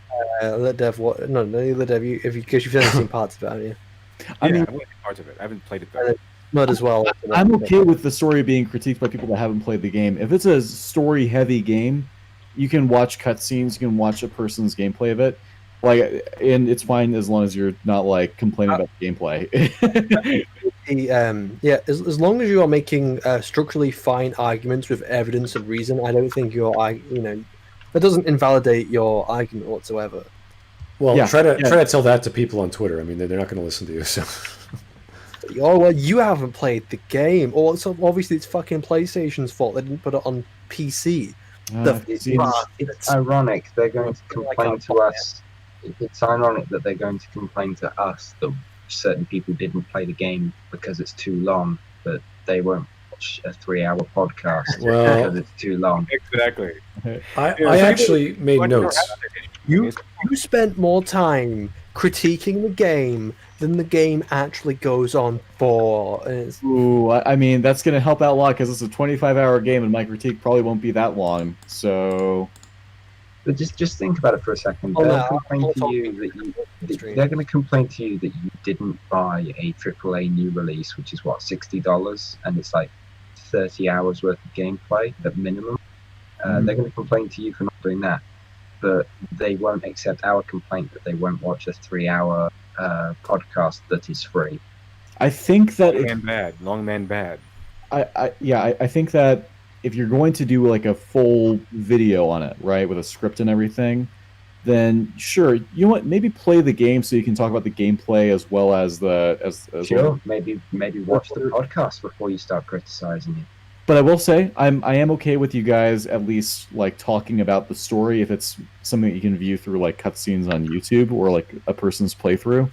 Like that's fine. It's a story-heavy game. It's not like you're critiquing Super Mario Brothers on the NES, you know, without playing it. Like this, you get my point. Yeah, it's that one I played, so I can talk about the gameplay on that one. It's all about the argument you make from the information of the scenes you're showcasing, whether it's just the ending or the beginning. But still, it's 9 hours. That's like 4 movies for me, and I'm writing down all the scenes that happen, all the things I like and dislike, quotes. It's like this is not just a 9-hour sit down. This is like 2 days worth, which is very similar to playing the game. You could finish the game in about 2 days anyway. So I mean, it's like an additional 16 hours for playing the game itself. You got off easy, but yeah, 9 hours of cutscenes is like that is a lot of story to parse through. So it's like Kojima levels of cutscenes. It's on the level of Metal Gear Solid 3 or 4. Yeah, I will say like it helps to watch a full playthrough because then you can see all of the character interactions because there will be character interactions that are not in the cutscenes. Oh yeah, there's beautiful stuff where there's very little jump between gameplay and cutscenes. It's very seamless. So yeah. A lot of not a lot, but I'd say maybe 30% of what I watched was gameplay. So it's just Dina and Abby walking about, and they're talking to each other, and they're saying, I was like, oh, that's cool. Little neat little things. Yeah, it's nice. All right. Well, we can continue for like another 10, 30 seconds, I guess. Another minute. Yeah, we'll do another minute, and we'll call it a day, because this is, halfway done. And it gets worse as we go, because he bullets out these ideas. Actual peace of mind. The same way that Joel got closure for his daughter's death by saving and loving Ellie. Tommy. Okay, not the same thing. He loses a daughter. He gets a new daughter finally. Not the same thing. Not the same thing. She doesn't get a new dad. Abby does not get... Okay, if Abby gets like a new father figure, that would make sense. But she doesn't get a new father figure. She just saves a couple of random kids' lives. Actually, it's one kid because the other kid dies. Father figure was Joel, and she didn't know it was Joel. Yeah. And then she has to decide whether she wants to kill the father figure that killed her actual father. Daniel Smith, we're gonna continue the video tomorrow, or a different time. But we're gonna watch the whole video. It's just that we're breaking this up. We do this a lot. Yeah, we're long mad with a little bit of a break and a sleep and a dinner and another break and a sleep. Sometimes we have 3 breaks and a sleep, but yeah, we get there. And I think there's only been one occasion where like you actually rage quit. Like yeah, that was Texan, I believe. But Daniel Smith, I don't believe we are being unfair to this guy's content by any means. But if you want to tell us how we have been unfair, I'm more than happy to listen. All right, we'll continue though until we're almost at 10 minutes, and at 10 minutes we'll just then continue. Yep. This is a quick but interesting one. We see at the beginning of the game, he's willing to find his own closure in a healthy way in the supportive neighborhood of Jackson without having to go and kill everybody, right? While Ellie feels that she's lost so much at that point that she's set on finding it through revenge. And she basically convinces Tommy to get on board. At the end of the story, the roles switch. Yeah, he's trying to be skeptical. Like maybe the tags on their jackets weren't WLF. Maybe they found the jackets. He's being practical. He's saying maybe this isn't the case. Tommy, who then approaches Ellie. Well, that's what he's trying to recap here. That's what he's recapping here. He's saying that's how Tommy starts out, but then how it ends up later is this. And Ellie is plagued with PTSD at this farm with her family, Dina and this baby. But she's trying to find closure in a healthy way, right? With people around her that love her. But at this point, Tommy's lost so much, his wife, his ability to walk, that he's set on revenge and basically convinces her to go kill Abby. That's just some interesting writing that I think is pretty cool. Now, Ellie... Okay. No, because it completely contradicts what he was talking about earlier. No. I understand that. I forget what's the trigger for Tommy though to change his mindset. Well, we don't really see it. Yeah, that's the problem. It's Like, off screen. you can. It's okay with a character changing their mind to do something, but the problem is that you need to, because a story is a mechanical. A story is mechanical. It has cause and effect, and you have to see it for the audience to understand. If the audience does not see something change, they cannot understand it. So therefore, you need to show the fact, especially when it's so big. When it's such a big change, you need to see that, and we don't see or understand why Tommy's change is just so. It goes from one to the other so quickly. It's specifically because he loses his eye. Well, yeah, he loses his eye as well as his ability to walk. Did he get shot in the leg? Yeah, he gets shot in the leg before Jesse gets killed, and then after Jesse gets killed. Tommy gets shot in the back of the head, and all it does is it blinds him. What? It's like, yes. No, he gets shot. He turns to look up at Abby, who shoots him in the side of the face. I don't think it's the back of the head. It looked like it was the back of the head to me, but either way, he gets shot in the head. His face is on his head. He gets shot in the head, and somehow he survives that. Listen, man, Tommy is not OG, okay? Okay. He can survive whatever he wants. He survives as... I mean, that's the thing, is that in The Last of Us, there's really no consistency regarding what people are capable of surviving. It's all being made up as the writers see fit, and that's the problem. Hey, thanks for having me on. Unfortunately, I have to go.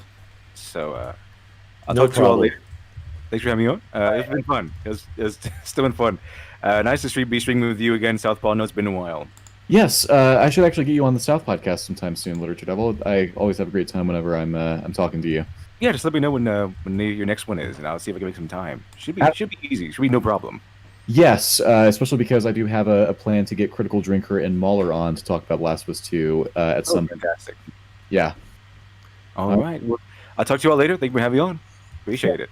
Thanks, LD. Well, I think we should stop it here. Ellie's going to play a big part. We're halfway done. We can finish this tomorrow or the weekend, whatever you guys are good. So how do you guys feel? You're okay for tomorrow, or when's good for you? Yeah. I can be there tomorrow. We are going to get a TFA Part 3 review from Mauler. So there is that thing coming tomorrow, but I will totally I'll totally be here though for covering the rest of this video, because this is pretty interesting stuff. I actually don't dislike this guy's video in general. Like, sure, he's making some arguments that I've seen way worse. I think that it's kind of like I'm getting a real, this is just his personal feelings vibe. Yeah. And if that's the case, look, we're not the opinion police, okay? But if he is making a bad argument, like, sure, let's call out the bad argument. But if he likes the game, which honestly, that's the vibe I'm just getting from him a lot of in this. That's fine. It's just arguments. Some arguments could be better. As we keep repeating over and over again, we don't care if you like a game. When you make arguments for why it is of good quality, we're gonna come at you and say no, and we're gonna make our arguments about why it is not of quality. So we don't care about your opinions. We care about the argumentation you are making. Mm-hmm. I care about quality. Yeah, like if someone tells me I like the way that they killed off Joel in this game, I'll be like, oh, okay. I don't agree, but that's okay. But if you then go, well, the way that Joel gets killed off in this game makes total sense. It's like, well, you just made like a statement that's not just it's a matter of opinion, but it's not a matter of just like, oh yeah, just your personal feelings. Like, really, it made sense. Okay, well, here's why it doesn't make sense to me. Can you explain why it makes sense to you? Like that kind of thing. And I'm open to the idea that maybe his death could make sense. But man, there is a mountain of evidence that suggests otherwise for me. So, yeah. It's by people that you don't get the game that you need to interject and be like, well, hang on. Oh, the people that say you need a very high IQ to the Rick and Morty types. Yeah. That is never a good argument to make, and that argument has been memed so much. Like, I don't understand how some people don't already know that's a very bad argumentation. Like, you know that because you're not even explaining like why it is high IQ. You're just saying it is. It's like the other thing is, and Evan earlier seemed to, Evan Moore, not Evan Monroe, seemed to be thinking that our problem was just Joel dying. And maybe it's just that he missed the first section where we were talking about it. I'm glad, though, that he seemed to be like arguing in good faith. He conceded that we were making good points. I appreciate that. We kind of wailed on him a little bit in that one section. I feel a little bad now because he was nice and civil. But the other thing is, like, having this conversation constantly about the problem isn't just Joel dying. For some people it is. Okay, I'm not going to gaslight you and say that there's no one out there that is just complaining on the basis of Joel dying. There is that, okay? But that's not our argument, or at least that's not my argument. And if someone's going to try to say that him dying the way that he did, that just simply being he gets his leg blown out with a shotgun and he gets beat to death with a golf club and it's brutal and everything, I can certainly counter that part. It's just the whole, he didn't have this protocol with Tommy to use fake names, and Tommy just gives out his name, and it's like, that's... And then they agree to go into this house with this person that's a total stranger that now has their names. It's like, that's a very bad idea. But yeah, and that's a thing that I think, unfortunately, a lot of people are going to miss, because I still see some people assuming that that's all that people have a problem with. That's all that some people have a problem with. But man, like, I think that the focus should just simply be on the characters not acting in character, having their IQ drastically reduced to get them in a situation that gets them killed. That's the problem with the writing. So, but yeah, Smudboy, thank you for having me on. I'm honored to be a part of this podcast. I'm glad that I was able to come on today because of my work schedule lining up with this. So fantastic! I know I caught a glimpse of, well, not a glimpse, at least an hour and a bit of your podcast. I was on in the chatting, just going crazy. Yeah, I saw you. Yeah, what was her name again? I can't remember. Was it Lana or? Liana. Liana. Yeah, she said some interesting things about pregnancy. I was like, is that true? And I did some searches. I think she's a bit off about when the average woman feels sick. So she was complaining about Dina. I was like, okay, that sounds probable. And I checked it out. I was like, okay, no, it's actually possible that she was feeling sick at the first month or the first trimester. I was like, yeah, okay. So she was being a bit harsh, I think, on Dina. But some of it was actually pretty accurate as well, because obviously she has a Jewish background and she knows about these things. Yes, the stuff about her, like, pointing out the inaccuracies with the synagogue was very interesting. And Neil Druckmann is ignoring her input as a Jewish woman. Right.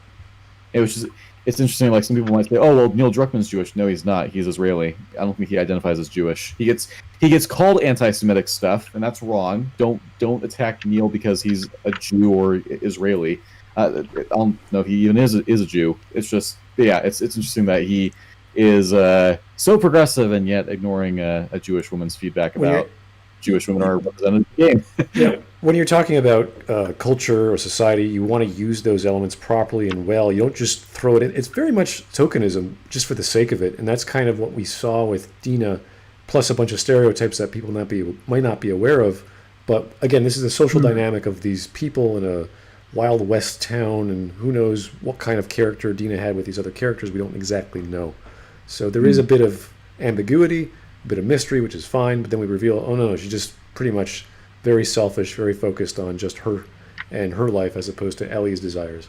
But that's conflict. That's always stuff to add into a story properly, and goes against the plot. Liana was a huge hit with everyone that was on. As soon as we went offline, we were like, man, that first hour with Liana was great. She was a fantastic conversationalist. If I can get you and her on a stream, I will do that. Like, if I know that she's coming back, I'll have you on, and maybe there's a connection that can form there. And because she provides a very interesting perspective, and it brings an interesting perspective to the table. So yes, I have plenty to say about The Last of Us. I've been playing it. I don't own the game myself. I've been going around to a friend of mine who has bought it, and I've been playing it on theirs. I have my own individual save. I finished it Monday, so obviously I knew everything that was coming, but now I've experienced the full thing. I have loads still to say. Good. We'll hopefully get you on again, Voice. But please do some videos on it if you can. I think we'd appreciate that. So I will do my best. Well, Express your as you will. I will be working on a very long one. I'm going to work on the script tonight. So me too. I'm almost done mine, so I'll be making a video for the weekend, hopefully, if I have enough time to cut and edit. But let me read a super chat, and we'll call it a night. Thanks, guys, again. Taker610, Abby is Ryan, Joel is Lucas, and Ellie is JJ? That's... I don't... Wow, that is... Oh, JJ Abrams. I'm sorry. I thought you meant JJ. No. You're wrong. JJ's the name of Dina and Jesse's baby. Yes, that's what I thought. But in this analogy, it's JJ Abrams. Oh, wait, really? Oh, shit. Okay, I was wrong. Whoops. See, I was thinking in terms of the game as well. I was like, what are you talking about? I was like, oh, Abrams. Okay. Smart. Sad. Ellie is JJ. That's really hurting Ellie. Come on. Jeez. All right. Well, thanks, guys, for tuning in. We appreciate it. Thanks to Evan Moore about that reference to Abby saying she's guilty.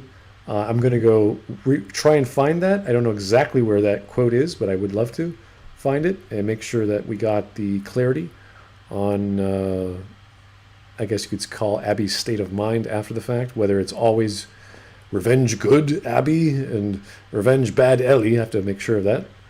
But good stuff, good talk. Thanks, Voice. Thank you, obviously, Southpaw, for finally jumping on once in a while. I'll appreciate it. And Shiny, as always. Thanks for tuning in. Anytime.